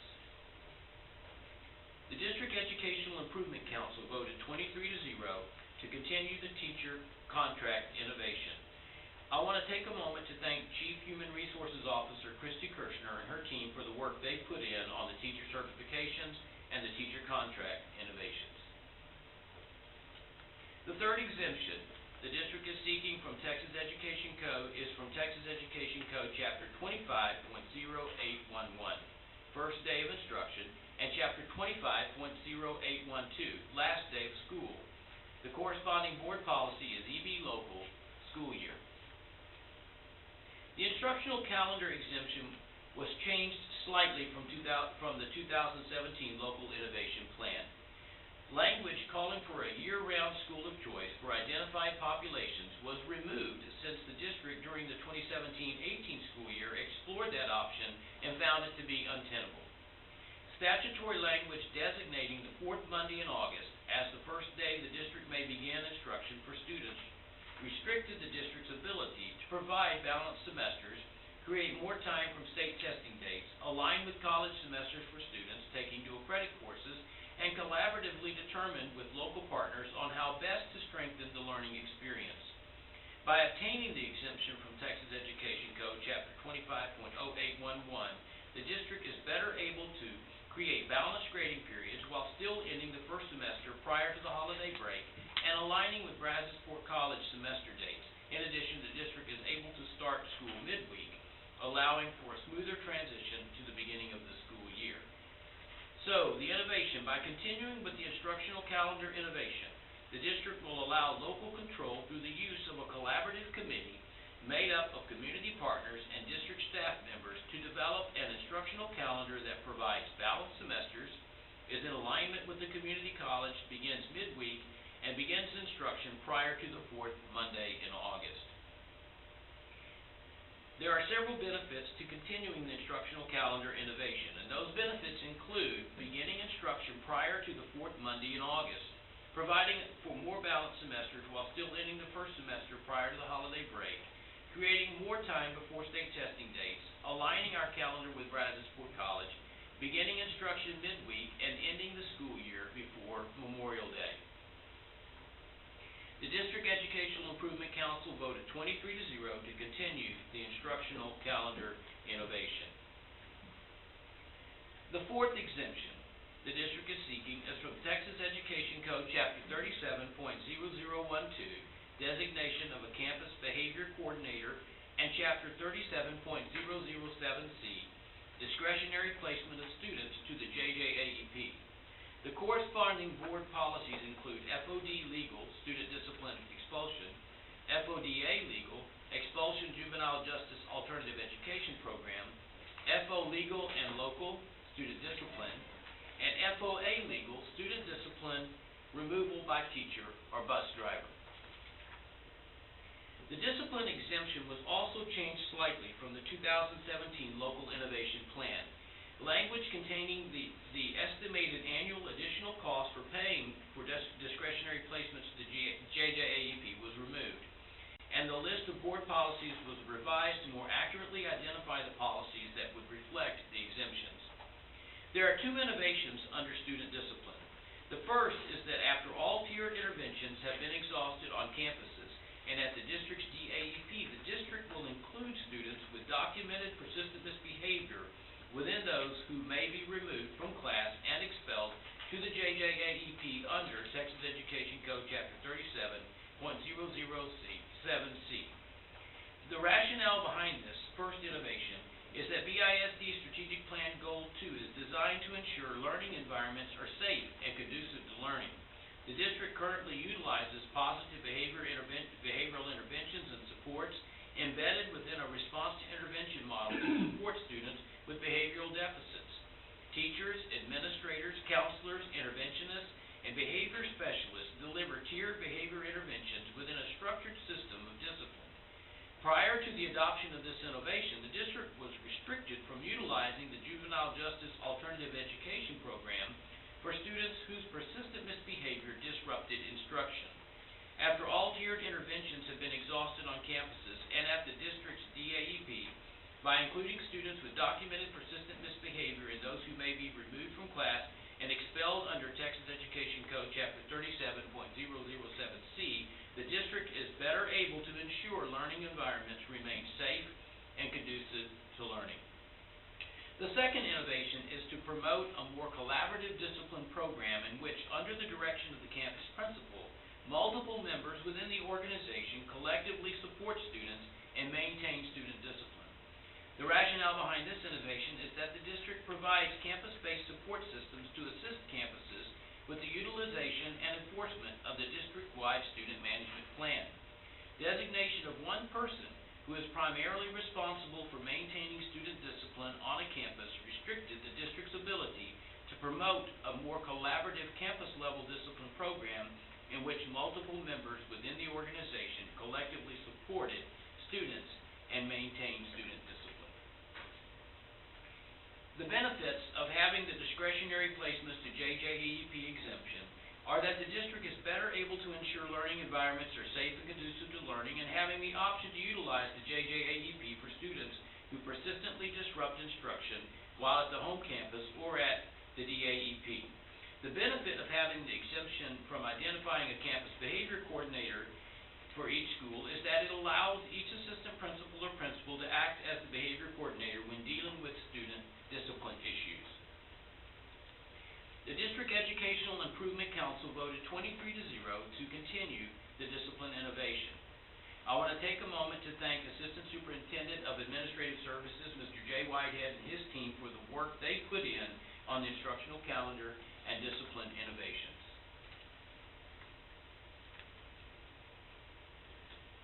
The fifth exemption, the district is seeking from Texas Education Code, Chapter 25.0822, Optional Flexible School Day Program. This is a change in exemption from Chapter 25.081, Operation of Schools. The Operation of Schools section of Chapter 25 references the 75,600 required operating minutes for each school, but does not reference a flexible school day. So in the original innovation, they innovated under 25.081. But under the new one, we are recommending 25.0822, which specifically references the flexible school day. The corresponding board policy continues to be EB local school year. The original intent of the flexible school day innovation was to provide instructional minutes flexibility to the Be Success Academy without having to apply annually for a waiver of minutes. Under Chapter 25.0822, the flexibilities originally sought under 25.081 are available, but a district must apply on behalf of a campus for those flexibilities every year. BISD Strategic Plan Goal 1 is designed to provide we are designed to provide a rigorous and relevant learning experience to ensure every student will be future ready. Many students, including parents, parents-to-be, homeless, overage, etc., attend the Brazos Success Academy and need flexible schedules to allow them to meet their educational goals. For students who attend the district's alternative education program, this exemption provides districts with the opportunity to apply for permission to run an optional flexible school day program that addresses their learning needs. So here's the innovation. The innovation changes the name from Flexible School Day to Optional Flexible School Day Program, and permits the district to offer alternative programming at the Brazos Success Academy with fewer minutes that focuses on quality programming and cost savings, and that is designed to fit the needs of at-risk students without having to submit an annual optional flexible school day program application. Option 1, students can attend full-time, and that's what the majority of BSA students do, but we now add Option 2, or continue with Option 2, which is students can attend part-time during the day or evening or on the weekends through the district's dropout recovery program. Recording of attendance for the optional flexible school day program will continue to follow the reporting guidelines established in the most recently approved Student Attendance Accounting Handbook, and by obtaining an exemption from Texas Education Code, Chapter 25.0822, the district will no longer have to apply annually to offer an optional flexible school day program. So it'll just be what we can do. So the benefits, since the Brazos Success Academy is designated as a dropout prevention campus, with the optional flexible school day program designation, flexible attendance can be offered to students who have frequent absences due to work or family considerations, which reduces the impact on the district's average daily attendance. BSA also gains flexibility in programming to meet the instructional needs of all their students. Those flexibilities include full-day attendance for those who can attend for a full day. That option will be used by the majority of the students, as I said earlier. Half-day attendance for those students who have jobs or child care needs. Attendance for certain hours to create flexibility for students who have erratic work schedules, who have finished nearly all of their credits and have already passed all of their EOC exams. Extended day attendance for those who need to arrive at school after the ADA marking period. And in order to provide the optional school day program flexibilities to the BSA, the district will no longer be required to annually apply apply to the TEA for permission to implement the program. The District Educational Improvement Council voted 24-0 to continue with the discipline innovation. And yes, there was one more vote, and that was an email vote that I received from one of the members. So, class size exception. The sixth and final exemption the district is seeking is from Texas Education Code, Chapter 25.112, class size, and 25.113, notice of class size. The corresponding board policy continues to be EEB legal and local, instructional arrangements, class size. The intent of the class size exceptions exemption is to provide the district with greater flexibility in addressing the needs of students in pre-K through grade 4 classes that occasionally exceed the 22-to-1 student-to-teacher ratio by giving the Board of Trustees local control without having to submit a waiver to TEA. Schools begin the school year with staff based on projections of student enrollment. It is not uncommon that as the school year begins, enrollment will exceed projections in one elementary school and be below projections in another. Prior to the adoption of this exemption in 2017, to balance classes, students had to be moved from one campus to another to meet the 22-to-1 student-to-teacher ratio. Well, this meant that students had to leave behind friends and teacher relationships they had already begun forming. As the school year progresses, from time to time, one or more pre-K through 4 classes on a campus will exceed the 22-to-1 ratio by 1 or 2 students.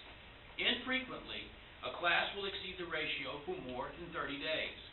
Typically, the grade level enrollment will drop enough to move classes back to 22-to-1 or below. By the time the board could approve an exception waiver request and the waiver was submitted to the state, it was not needed. By being exempt from the 22-to-1 ratio, students can remain with their teacher and classmates with whom they began the school year. This fosters continuity, stability, and it supports increased student achievement. With the exemption, incoming students can remain in their preferred or neighborhood school instead of being transported to a different campus. Finally, district bilingual students will not have to be separated from siblings in order to balance bilingual education classes. So, here is the innovation. Brazosport ISD will attempt to keep all pre-K through 4 classrooms to a 22-to-1 ratio in place of submitting a class size waiver to TEA. If a pre-K through 4 classroom exceeds the 22-to-1 ratio, the district will allow class sizes to go up to 24-to-1 in order to provide greater flexibility in keeping students on their preferred or neighborhood campus. Should a class size exceed 22-to-1 for more than 35 days, the Board of Trustees must approve a class size exception. While the class size exception innovation will allow pre-K through 4 classrooms to exceed the 22-to-1 ratio, the district will implement the following action steps in its efforts to keep the student-to-adult ratio to or below, or at or below 22-to-1. First, the district will survey campus enrollment, staffing ratios, and class sizes at the beginning of each school year and monitor them throughout. Second, the district will apply district staffing ratios to support students and teachers in classes granted an exception by the Board of Trustees to exceed 22-to-1. Third, the district will continue to follow statutory language in allowing classes to go to 24-to-1 with support during the high mobility period of the final 12 weeks of school. And last, the superintendent will continue to regularly review campus enrollment, staffing ratios, and class sizes with his cabinet. So, prior to the adoption of the first local innovation plan, the district applied for several class size exception waivers each year. Prior to the adoption of the local innovation plan in 2017, the district applied for 174 waivers over the previous 5 years leading up to the plan. Over the 5 years since the adoption of the local innovation plan, the Board of Trustees has approved a total of 26 exceptions, and in every single instance, additional support was provided to the accepted classrooms, which brought the ratio of adults to students to below 22-to-1. The innovation is working to substantially reduce the number of pre-K through 4 classrooms needing an exception. The District Educational Improvement Council voted 22-to-1 to continue the class size exception innovation. The local innovations were posted on April 1st on the district's website for public comment. No comments were received. It is the administration's recommendation that the Board of Trustees approve notifying the Commissioner of Education of their intent to vote on the adoption of the revised local innovation plan at their May 16, 2022 regularly scheduled meeting. At this time, I'd be happy to answer any clarifying questions you may have. That's a lot. Do we have any questions from the board? It is a lot.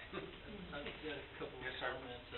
Yeah, I think anytime, I think all of us want local control as much as we can, and I think y'all have done a great job identifying some of these areas that are more important to us, especially on the, I think our teacher certification, the way that we're doing for some of our, I don't think our CTE program could go forward and exist without, I know even the college has tough times finding instructors to be fully certified.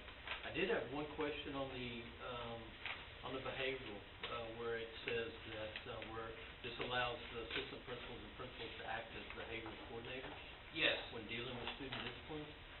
What are we saying there? Well, what we're exempting from is statutory language that says that each campus has to designate a behavior coordinator who handles all that discipline. Okay. And what we're saying is, no, we want it to be more collaborative. We want to open it up to where principals or assistant principals can handle the discipline themselves. Okay. Yeah, I know, having questions this past year about, some of the differences that some of the disciplinary problems are handled. And as long as this, what we're saying, this doesn't affect, the ability to, I guess, accordingly, each school, have the same,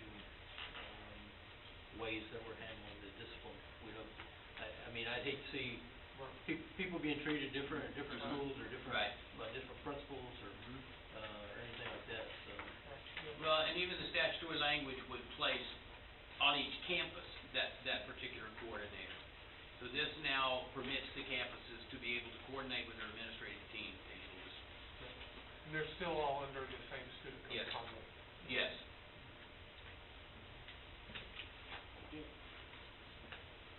Anytime we go over 22 to 1, we put a para in, correct?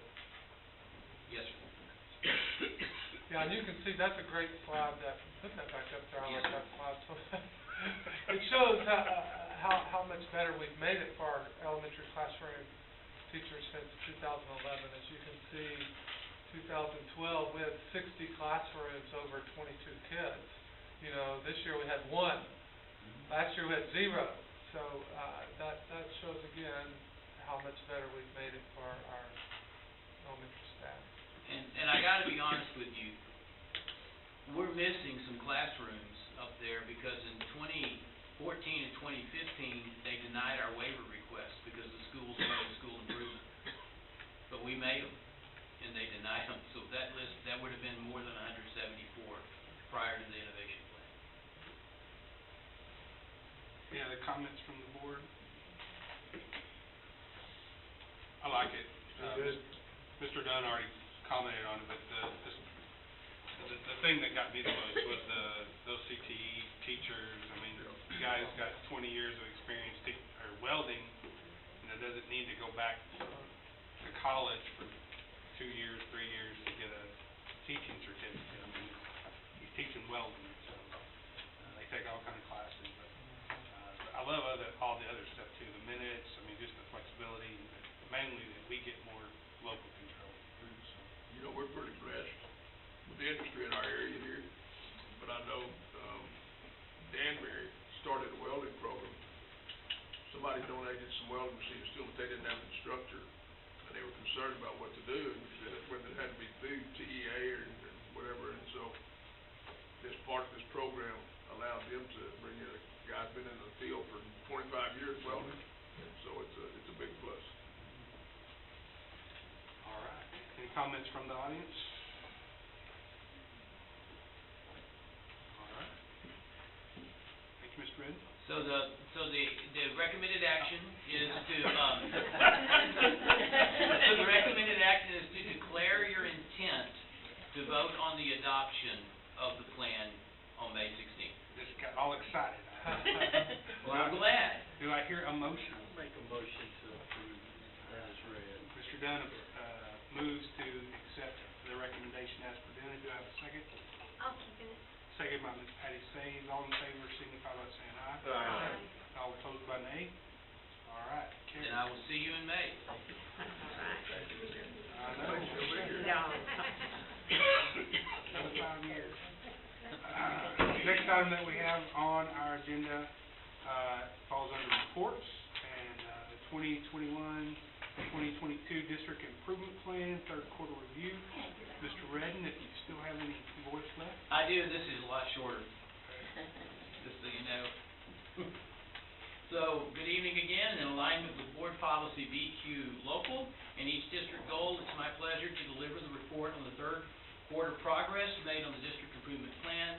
You have a copy of the third quarter formative review in your board book. During each formative review, strategies that support the accomplishment of performance objectives are evaluated as discontinued, no progress, some progress, considerable progress, and accomplished. During the third quarter, 2 of our strategies were discontinued for this year, and that represented 2.8%. 41 had considerable progress made, which represented 56.9%, and 29 strategies, or 40.3%, were evaluated as accomplished. There were none that were evaluated as no progress or some progress.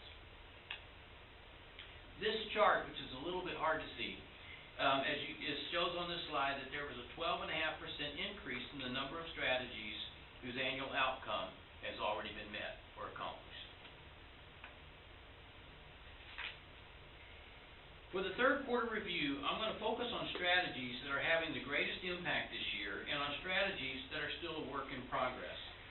Under Goal 1, both of the strategies that you see on this slide can be found under Performance Objective 3, which reads, in 21-22, the ISD campuses will provide accelerated instruction to all student groups that are not achieving their full potential in order to close achievement and growth performance gaps. The Language Acquisition Department implemented a series of strategies to support improved performance of our emergent bilingual students. Strategies included monitoring the implementation of the reading curriculum and providing training and resources to teachers who serve EL students, providing reading tutorials to bilingual and ESL students at middle and intermediate school campuses, and to help improve reading performance on STAR. And they provided a Read 180 reading intervention program for 7th through 12th grade ESL students.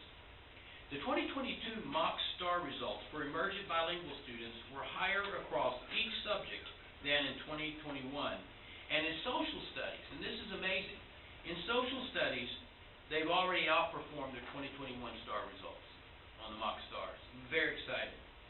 Those results are encouraging considering that the emergent bilingual program was identified under the results-driven accountability system as needing improvement. For all students, the district is providing campuses with grade-level specific math support programs, providing campuses with grade-level specific reading support programs, and providing accelerated instruction and tutorials to students who are identified as at risk. For STAR-tested grade levels, the mock STAR provided campuses with an early progress report on the impact of the various supports and interventions. The results were mixed, with scores either slightly above or slightly below the 2021 mock STAR results.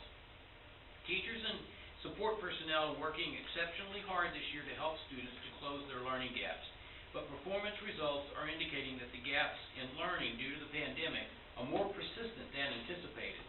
However, in the weeks since the mock was administered, teachers and support personnel have been feverishly working with students to make as much progress as they can this year. Mr. Cole will be coming in a few moments to share more with you about student performance on the mock STARs. The sixth strategy under Performance Objective 2, Goal 2, the district will provide case managers to support students and families at select campuses through a partnership with communities and schools and True to Life Ministries. At-risk students continue to be identified and monitored and served throughout the district by a collaborative team of counselors, licensed professional counselors, and communities and school site coordinators. And I'm very pleased to report that currently over 640 students have been identified and are receiving the additional support that they need. That's fantastic. Strategy 9 under Performance Objective 1 reads, The district will provide an alternative education setting through the Lighthouse Learning Center to students who are experiencing behavior difficulties in their home campus. Interventions continue with added social emotional supports in place at the DAEP. However, recidivism reduction is tending toward very little or no improvement. The campus and the student services team are working together to evaluate the effectiveness of the different strategies they are using to support the campus. And these strategies include restorative circles, counseling, and support from the behavior team, among other things. The June summative review will determine for the entire year whether or not there were reductions in the number of students who serve multiple assignments at the LLC. So that strategy is continuing to be a work in progress. Then under Goal 3, Strategy 1, all frontline staff completed a survey that identified customer service strengths and weaknesses. Now, under this particular goal, there was a single performance objective, and there were only 3 strategies, and this was for us to improve our frontline staff's customer service. Well, training was scheduled for this March, and it was based on the results of the survey. However, it had to be postponed until the summer or early next year due to the trainer having to cancel. He literally was at the airport and canceled. He had to cancel for a family emergency. So once the training is, however, it had to be postponed until the summer or early next year due to the trainer having to cancel. And once the training is completed, the induction plan will be developed and completed. So therefore, both training strategy and the induction plan are being discontinued for this year, but they will be carried over to next year, and they will become strategies that we will put into place. One of the strategies under Performance Objective 1 of Goal 4 is that the technology department will install vape sensors at secondary school restrooms. As of today, all available sensors have been installed. Technology is still waiting for a handful more to be delivered. Those additional devices already have their cable dropped and should be able to be installed very quickly once they're received. So the vape system is now up and running. User training should be completed by the end of this month. So that's an impact strategy that we're seeing success in. One of the strategies that support Performance Objective 2 is the district will provide McKinney-Vento and Title I related services to students who have been identified as homeless. One of the most affected student populations by the COVID-19 pandemic, as you can imagine, are our homeless students. Prior to the pandemic, campuses supported by the at-risk coordinator began tracking the attendance of homeless students. Although progress in improving their attendance was being made, the pandemic had a significant impact on that attendance. In this first year back to 100% face-to-face learning, McKinney-Vento student attendance continues to be a challenge. So truancy officers and the at-risk coordinator make home visits to the addresses listed on their enrollment documents, but many times they're finding that the students have moved away and have not enrolled in another district. And so the campuses are losing track of them. Since COVID, it has become even more challenging to maintain homeless student attendance. And nevertheless, the at-risk coordinator and campus personnel, including the truancy officers, continue their efforts to track these students and attempt to get them to attend school. And then under Goal 5, one of the strategies under Performance Objective 2 is that third grade teachers and new to the district K-2 teachers will attend and implement components of the Teacher Literacy Achievement Academy as Phase 1 of the House Bill 3 Reading Academy requirements. Third and new K through second grade teachers are currently completing House Bill 3 Reading Academy modules as outlined in the pacing guide provided by TEA. Students have been screened with Star Renaissance, and the middle of the year screeners were reviewed, and it was great to see that we had growth for our students in grades K through 5. So we believe we're seeing an impact of the reading academies in the classroom. Our district is partnering with Region 4 to launch the High Quality Residency Partnership Program. And the district and region are working with other partners to develop the program's strategic plan. Work on the strategic planning process is continuing, and the program is beginning to take shape.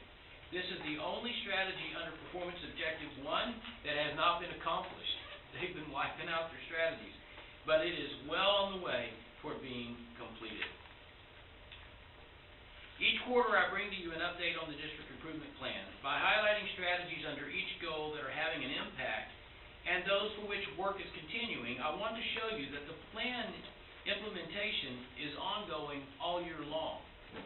And so this concludes my report on the third quarter of the district improvement plan, and since this is a report, board action is not required. I'll return this summer with the district improvement plan summative report. At this time, I'm happy to answer any clarifying questions you may have. Questions? Are we making progress on our reading academies? I mean, we got little bit, midway, some, considerable? Pick one of the above. I'm going to defer to my reading academy experts here. So yes, we are making progress and having teachers trained, and one thing we implemented this year to ensure that those practices are continuing is partnered with Mr. Yo's and some of our aspiring leaders, and they are reviewing some of those modules with the teachers that went through last year, so just to ensure that those practices are still taking place in classrooms. So yeah, we're supporting teachers as they go through them currently and the teachers that went through them last year. Are we seeing as much resistance as I see in other areas of the state? Our campus principals have been wonderful in giving teachers time during district PD days. We built them in August, we built them in October and February. As a matter of fact, Region 4 said that they were going to share our plan with TEA as a plan that has been successful in having teachers go through it. We've also, thanks to you all approving the stipend, our teachers do receive a stipend for completing them, and they will have some time in June as well as their exchange time to complete them. So, yeah. So, can we get an update on numbers at some point here in the next? Yeah, we have tracking sheets to show which teachers are on track to complete. We already have several that have completed, and we're working closely with Region 4 for the third-year implementation for next year. So if our numbers are good, I'd like to take it. Oh, yeah, sure. Actually, Definitely. And you remember, we started last year. Right. You know, where many other districts didn't start until this year, so. Yeah, I've had a couple of conversations around that. They're not as easy as, so. No, we'll be, so I'd like to have those numbers, that'd be great. Yeah, it is a lot of work, but, our teachers are completing them. Okay, good. Thank you, Rita. Any other questions from the board? Sorry for the impromptu questions, but I think you're great. the expected. Mr. Ed, do you have anything else tonight, Mr. Ed? Use all the No, words. sir. I believe I'm done, and I almost finished y'all. Thank you. That's all? Is the Yes. reason for the training being delayed to the summer for the customer service, or maybe next year, is because of available PD days, I guess? No, that was part of it, and we had scheduled it for March. We found a window when we could bring in our frontline staff and have least impact on the campuses. Yeah. That was that was March 22nd, 23rd. And so, once that person had to cancel, when I sat down with Tammy and we began to talk about it in Amber, we felt like that it would be better to push it either to the summer, or to push it on into the early part of the fall, maybe as early as September of next year, when we can get a place where they're not being overwhelmed on the campuses, the clerks are not being overwhelmed on the campuses.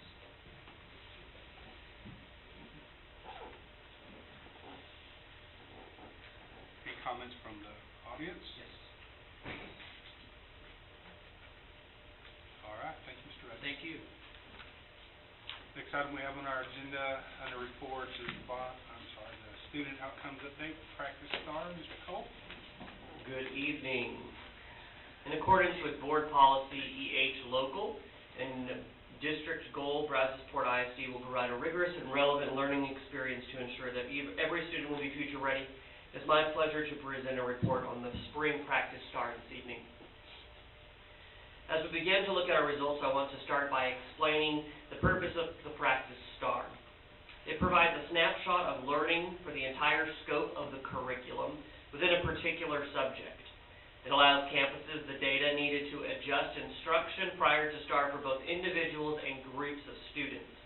It also allows campuses the opportunity to rehearse the complexities of administering the STAR exam, as well as figuring out small groups accommodations and the campus's processes and procedures. We'll start with reading language arts. Let me take a minute to describe how this table is set up. There are 3 different performance levels for the STAR test. The passing threshold is referred to as approaches, and it's in purple. Then the state of Texas has established 2 additional performance levels. These are the meets level in blue and the master's level in orange. Outlined in red on this slide, you will see that I have provided the 2019 practice STAR results. In the following column, the 2021 practice STAR results. Please keep in mind that we did not take a practice STAR in 2020 due to COVID. And then in the following column, you'll find the current year results. The difference column represents the change between this year and last year. You can see that there was relatively little change in performance over the last year, with the exception of 4th grade and the higher performance levels of 8th grade. So our key takeaways from this reading language arts data is that students in 4th and 8th grade seem to show more substantial gaps than other student groups. These students would have been in 2nd grade and 6th grade when the disruptions from COVID began. The highest level of achievement is where our greatest growth opportunity is, at the master's level. Students are still regaining this ground at this level. Our high school students did show the most growth. The high school mock stars were the only secondary test to have writing included on them this year, which mirrors the STAR. Those teachers have been working harder than ever to make the connection between reading and writing. This practice seems to have positively impacted our mock STAR scores. Next year, they'll be writing on every reading language arts test.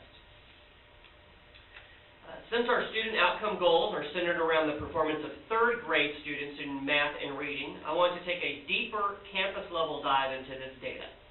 Campus-level data for all STAR-tested subjects was available and shared in the board report last Friday. You can see that as a district, our overall performance at the meets level remained the same as the 2021 practice STAR. Most of our campuses hovered around the same level of performance. While Griffith showed the biggest increase and Ogg the largest decrease compared to last year. Last year we did see a 14-point increase between the practice STAR and the actual STAR, and we're hoping for the same or better this year. Take a look at math now in 3rd grade. We see that gaps in math are fairly persistent. These students were in 1st grade learning the fundamentals of numeracy during the COVID disruption, and again in 2nd grade. Polk is our highest performing campus at the meets level, and Ogg is the lowest. Now we'll move to take a broader look at the data in math. Since we've already transitioned to the data for math, we can take a look at our data across our multiple grade levels here. We can certainly see that our youngest learners continue to have been most impacted from the COVID-19 gaps, and we are still significantly below our performance levels prior to COVID. We do see large increases at the high school level in 8th grade.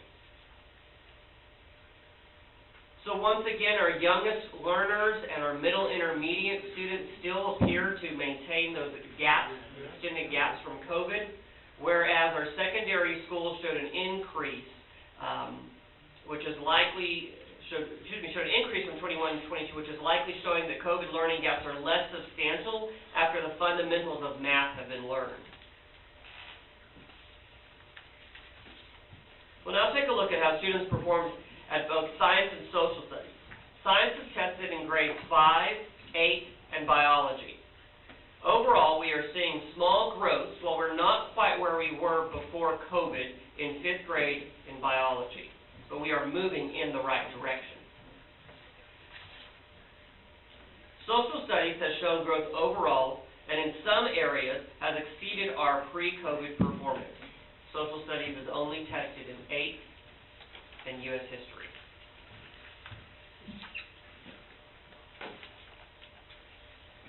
So once again, social studies has shown growth overall, and we are seeing small growth in science, but we're not quite where we were prior to COVID, though we are moving in the right direction. So let me talk a little bit about our next steps. After we administer the practice STAR, and get STAR results each year, we take a look at the scope and sequence for each of our courses. We work with teacher teams and determine if we need to make any tweaks or changes to how much time we spend on something or the order in which we cover something. It is also very apparent that we need to continue to focus on writing across all grade levels, as will be tested on each of the STAR tests in the future. This means placing additional emphasis on professional learning as it relates to writing, as well as ensuring that we continue to monitor writing through measures that will take place on our assessment calendar throughout the next school year. Additionally, we saw that some of our earliest learners were most impacted by the learning gaps due to COVID. We must continue with our plan to ensure that all of our elementary teachers receive that science of teaching reading, which is a required professional development that's equipping our teachers with great skills and knowledge to improve practice across the district. We'll continue to monitor closely how our students in classrooms are performing and adjust and provide targeted areas while celebrating the success that we are seeing with many students in many classrooms throughout the district. And of course, we will definitely reassess after we receive official STAR results in the summer. We are looking forward to seeing how our students are performing compared to students across the state of Texas. At this time, I'd be happy to answer any questions that you may have. Brian, are we, you guys remember back when we had the workshop with the principals in the fall, I guess? They told us then that their biggest problem was those kids who were kindergartners and first graders, that learning gap, that's where they lost the things that they needed. And while I know to some it's an ugly word, but are we providing Saturday school or anything like this for tutorials and for remedial work for these kids too? So, we are providing support for remediation, yes, and that can look different at different campuses. So often there's after-school tutoring. We also have embedded intervention time. So that means all hands on deck during the school day. So the first area that we work with students is during the school day, during intervention time, to get students up to where they need to in literacy and numeracy.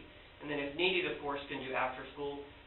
We're also expanding summer school this coming summer, because we know that we definitely want to work to close the learning gap. So extending time for students is one way that we can continue to work to close the gaps, especially at lower grade levels as well. Well, I think, just looking at the graphs in the campuses that are affected, or campuses where the students probably don't have a great deal of opportunity for help at home, and we've got to do the best we can to help those kids get by, because they're our lifeblood, and, they've got to be able to have the opportunity to learn. Yes, sir, absolutely. Any other questions from the board? Yeah. When we look at these scores, the percentages, I'm not sure how to ask it first, but what would be the passing score? I know it's a moving target, right? But, I mean... Different each subject. Yeah. It's different each subject, each grade level. Right, I'm Each year. Basically, when we look at the practice test from 2021 and we look at the scores, essentially they increased, which is good. But, our district was 48% for 2021 STAR. Again, what does that equate to? I mean, is that, we got these funny numbers, right? Right. So, ideally, our target, now, when we look at the accountability, right, our goal would either be, I'm going to back up a second. What we know, first off, about the accountability system in the state of Texas is that it's more closely tied to the percent of economically disadvantaged students than actual student performance, right? So if you have more economically disadvantaged students, you're more likely to be a B, C, or D district or campus than if you don't. Now, back that up another second. One of the things that the legislators put into account is growth, right? So these STAR scores don't necessarily account for growth. We're not showing you growth in these necessarily for individual students moving up and back and forth. But as a district, we would aim for what I would say overall, when you look at all the STAR scores combined, we would aim to have approximately 90% at approaches, 60% at meets, and 30% at masters. That's about the state, that would be equivalent to the state targets for what it would be to be A-rated based solely on performance without regard to economically disadvantaged status. It's a very high goal, but our goal is to attain that for our students. And the sad part is the fluidity of the numbers, because 10 years ago, the mastery for the high school kids, the social studies, mastery was 68. I mean, so make 68. But And so, the 48 doesn't equate to 90, that's. Correct. That's No. the 90% is really 60%. Correct. Right. So, Correct on the score. exactly. So for a 48, our I'm trying to go 50 ideal, points here. right, Just our trying to- ideal would be a 60. Correct. Right?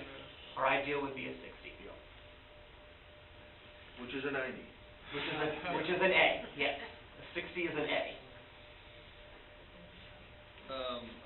I guess, I mean, I'm looking at just comparison, the practices and the STAR, you know, they seem to go up, and I understand, you know, that it's a, you know, somewhat mid-year, but not really when you really look at the timing, so,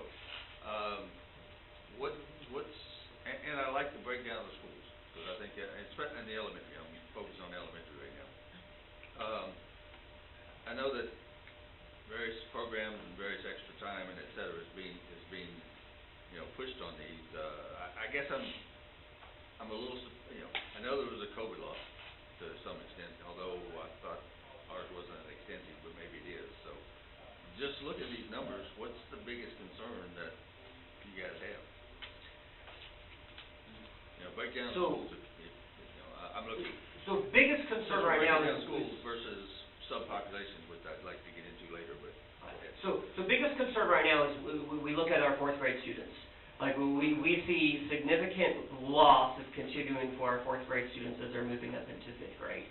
So those students were in second grade, and in second grade is really a transition between the fundamentals of literacy and numeracy to beginning to apply those. So in second grade is really when you make the switch from learning to read to reading to learn. And so those students were substantially disrupted during their second grade year, then again during their third grade year, and honestly, our COVID absences have been, we saw the chart, COVID has more substantially impacted students this year in school than it has in prior years. So our absences have actually been more significant this year. When we launched the year, we had more students out than in prior years, more staff out than in prior years. So this year has actually been even more substantial as it relates to impact due to COVID than prior years. Other than shutting down. Other than the shutdown, correct. So that goes back to my previous question on the effort of attendance. You know, because like you said, I mean, you gotta be in school to learn, I think. Well, again, you know, do we have a concern on the third grade level? At the third grade level, yes, there are some individual, we see some campuses that are making great progress and some campuses that we definitely believe need more assistance. And I can tell you that we have both our curriculum teams and our campus principal supervisors are working with those campuses to continue to provide additional supports. We have plenty of ESSER dollars that we've been able to make available to provide additional supports for those campuses as well. So, yes, you can, I pointed out that we do have one campus that is definitely our lowest in both math and reading, and that's OG, and we are, our math specialist is housed at OG for the district, so that they can continue to provide supports there. Our reading specialists are there often, so we have targeted supports directed at particular campuses when needed to come alongside. Yes, sir. These results are even more expose the push down of content from A grade level down to the next that happened 4 years ago, 5 years ago within STAR. you're in the double whammy, right? You missed a couple of years, missed a year and a half, plus gain this year, plus content changes that happened in STAR, and then constant moving target of STAR. The good news. And that's super evident by our fourth grade scores, right? Yes. Because otherwise, those kids that would have had 2 years of the base. Right.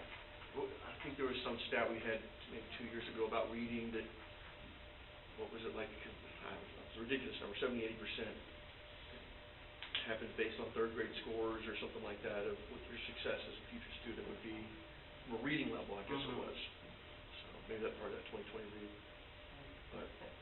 And I will say that when we have the state results in, that will really be the most telling. So at the end of last year, remember the STAR for virtual students was essentially optional, right? So many school districts did not have the students that were virtual participate in STAR. We had most of our kids back. We clearly outperformed the rest of the state in most areas. So now the rest of the state has almost all their kids back, as do we. So this year's STAR results are really telling for where individual schools in the state is, because all students will be testing. So this is when we'll truly see the impacts of COVID for most students will be this coming administration of the STAR for relative performance. And then I do know that the Commissioner of Education has said that they're going to, after this year, they're going to use this year as a recalibration year. So that when we go into the following year, everything will be changed again. And another legislative session, right? Yes, sir. Which, who knows what will happen then with STAR at that point.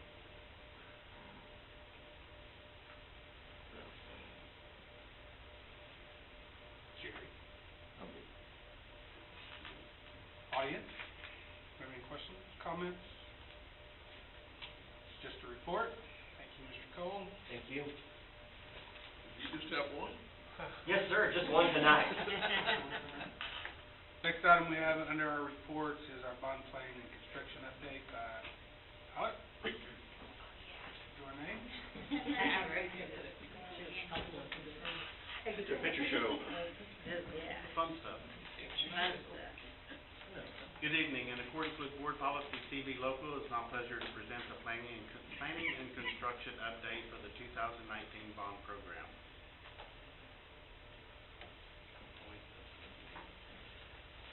As of April, total POs issued for the 2019 bond are $195,472,951,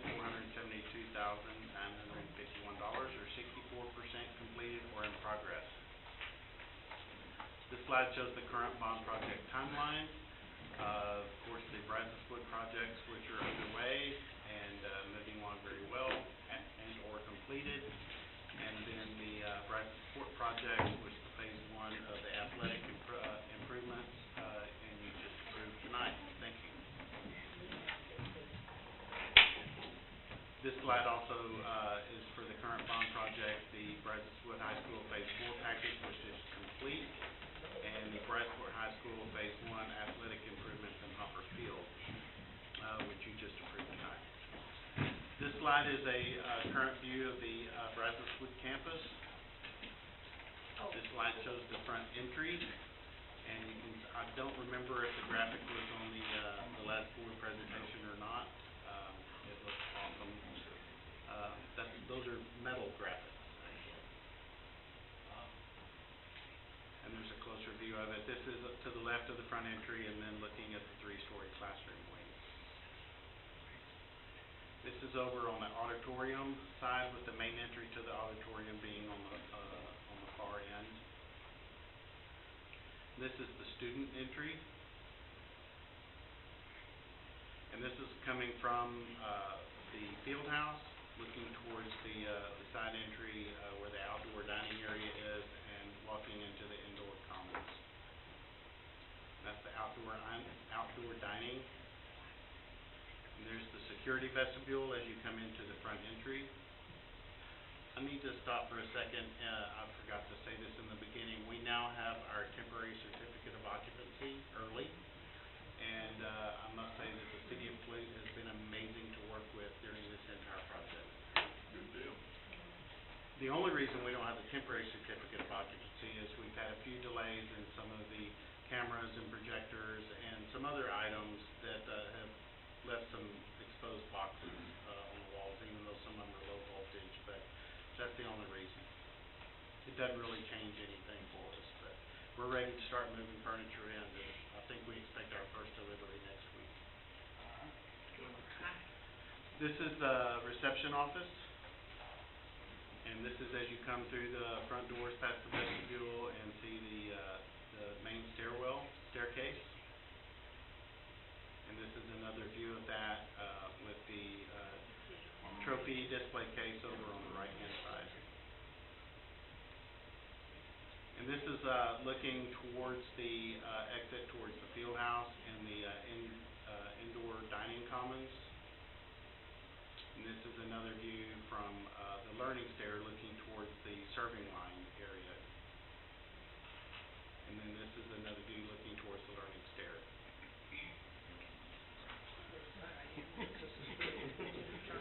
I say that a lot. I always show that picture. Did you put a be careful sign on that stairwell for the kids? I think the paper is now gone. The paper and the plywood handles and things like that. Escalator. This is the serving line and area. There'll be all of these spaces, like where the big white square is, I think we've said this before, will be graphics installed. It's going to make a huge difference once all the graphics are in. And there will also be graphics in between all of those monitors on the blue area, and then on each side wall. This is the cafeteria office for all the various cafeteria workers that have a need space in there with computers or whatever. We've given them a really nice space to work. The kitchen is huge. This is the one of the art rooms. I think this particular one is where they do pottery and where the kilns are and things of that nature.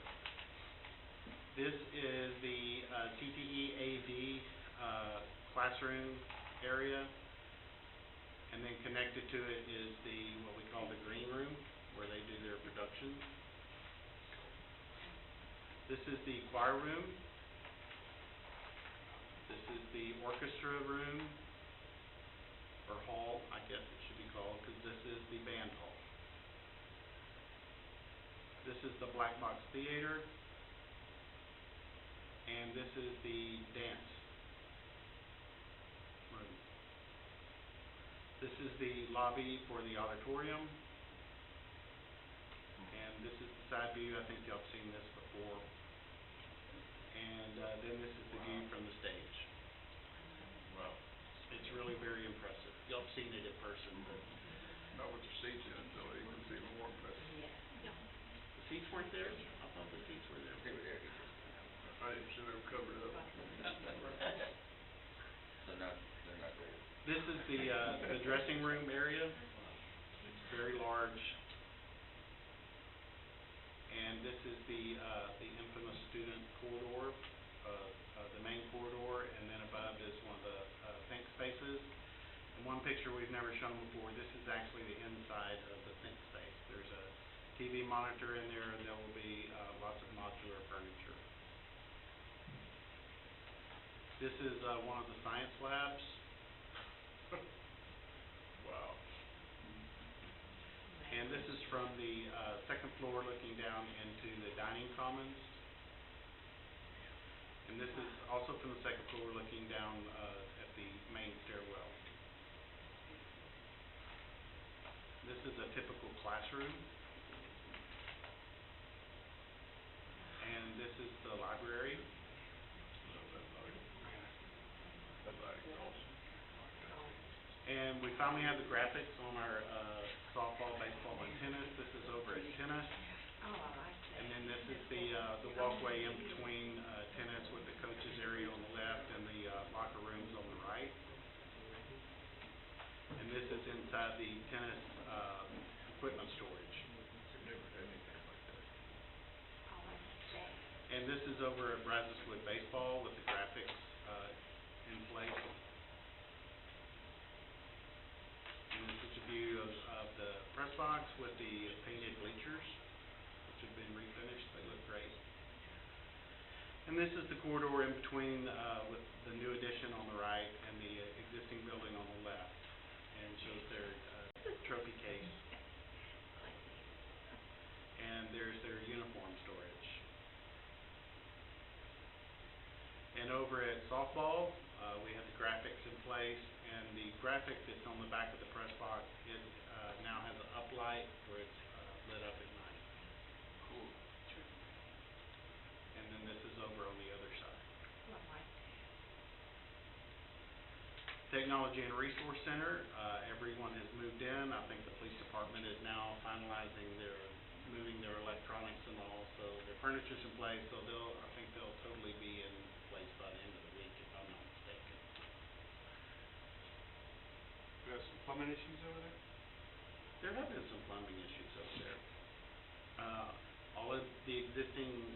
All of the plumbing lines are existing, but there has been some blockages, for some reason, and we're nailing that issue down.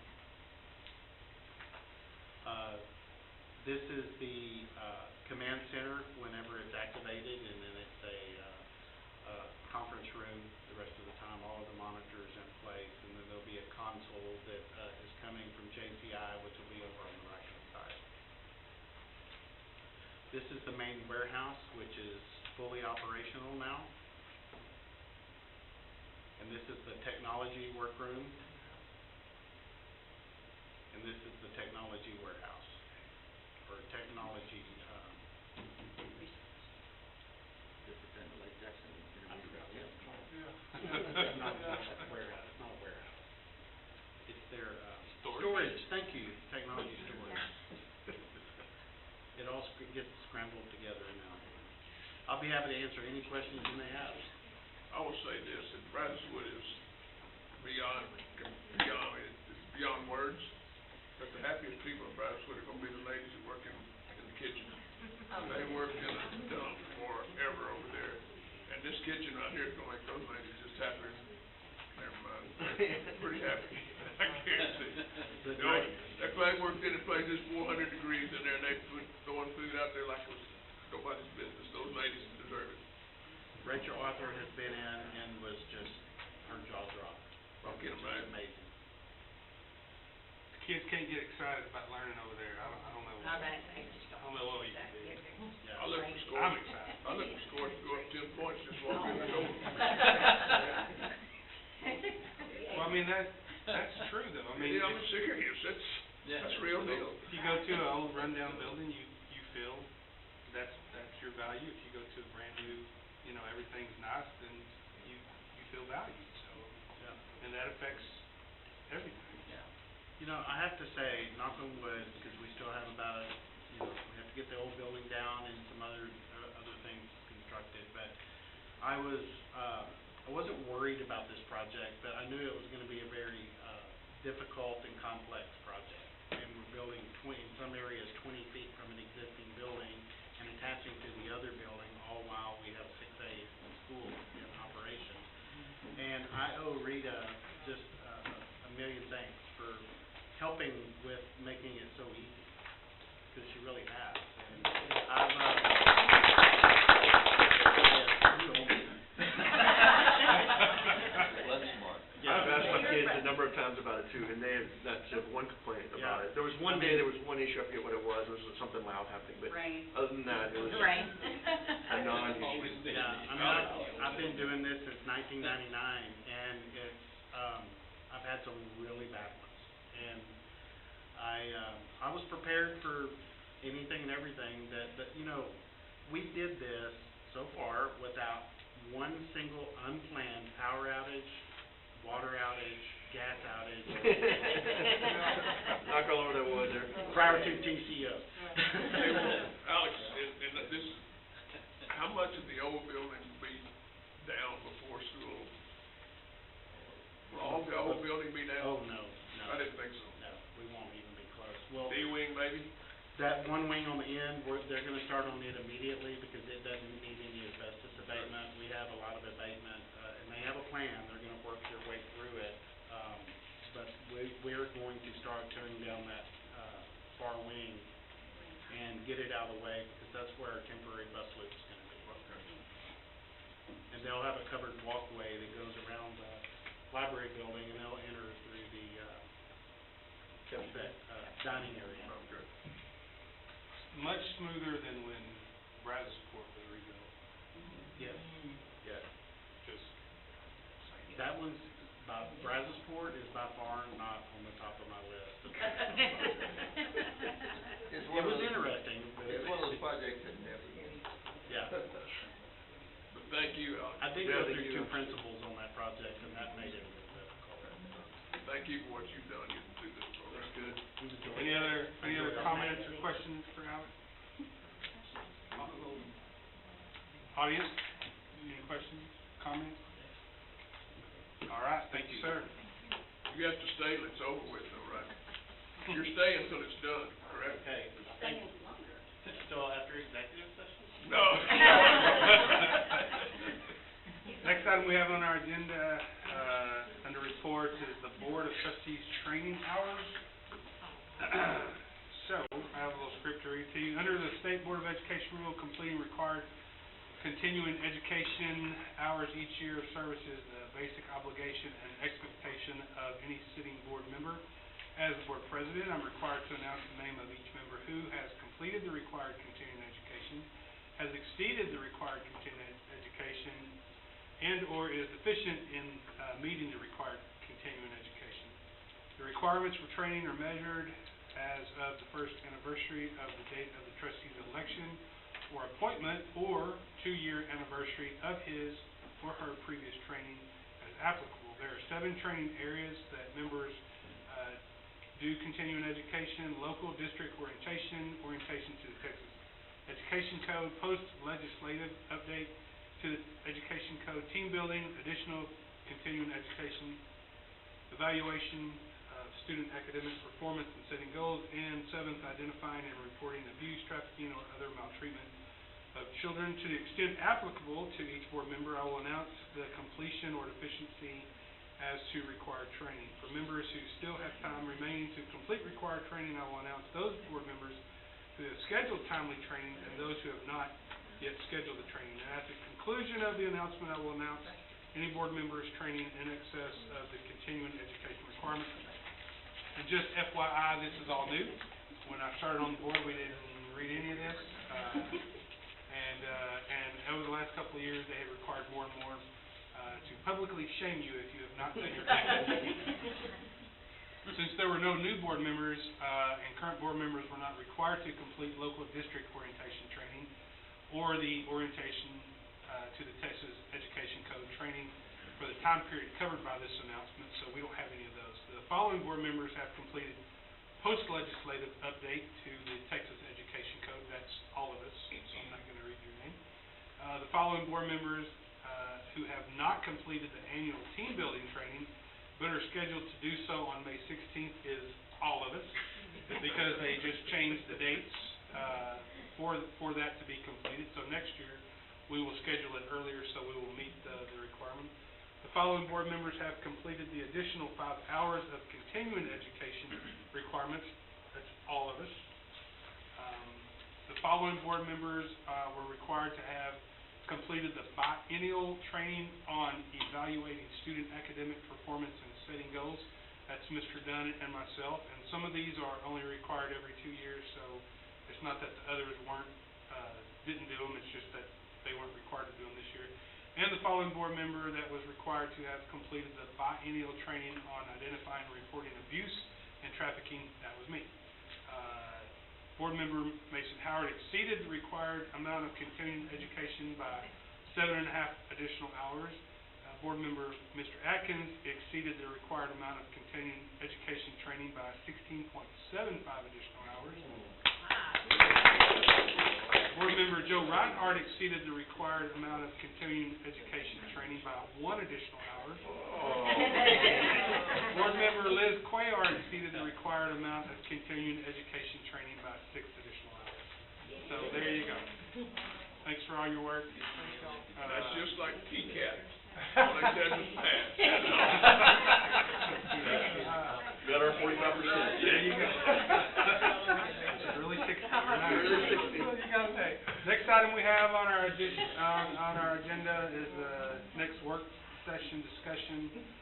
Our next meeting will be May the 16th, 6 p.m. And then Mr. Howard, real quick, yes, sir. I think it would be good for us to recognize Mr. Atkins. He was selected president of the Gulf Coast area.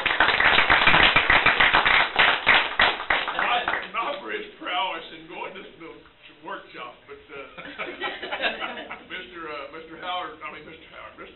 Atkins was elected president of the Gulf Coast Area Association of School Boards last month, and so he, I'm assuming, will demand something from us, but nothing's gonna get him. So, congratulations. Thank you. Congratulations. Thank you for your hard work for our kids. Tough campaign? It's kind of like a guy asked me one time, said, "You want to go to the Masters?" I said, "Yeah." And he said, "Well, you're not my first through fifth choice." Yeah, I'm going. Next item that we have on the agenda is executive session. It may be called for the purposes permitted by the Texas Open Meeting Act, Texas Government Code, Section 551.071 through 551.146. Section 551.071, consultation with attorneys, Section 551.071 on any agenda item, Section 551.072 for the purpose of discussing the purchase, exchange, lease, or value of property, real property, Section 551.074 personnel matters, appointment, employment, evaluation, reassignment, duties, discipline, dismissal, or complaint, and Section 551.082 for the purpose of considering discipline of a public school child or complaint or charge against personnel. We'll be back. Unless there's any objection, we will stand adjourned. Or citizen.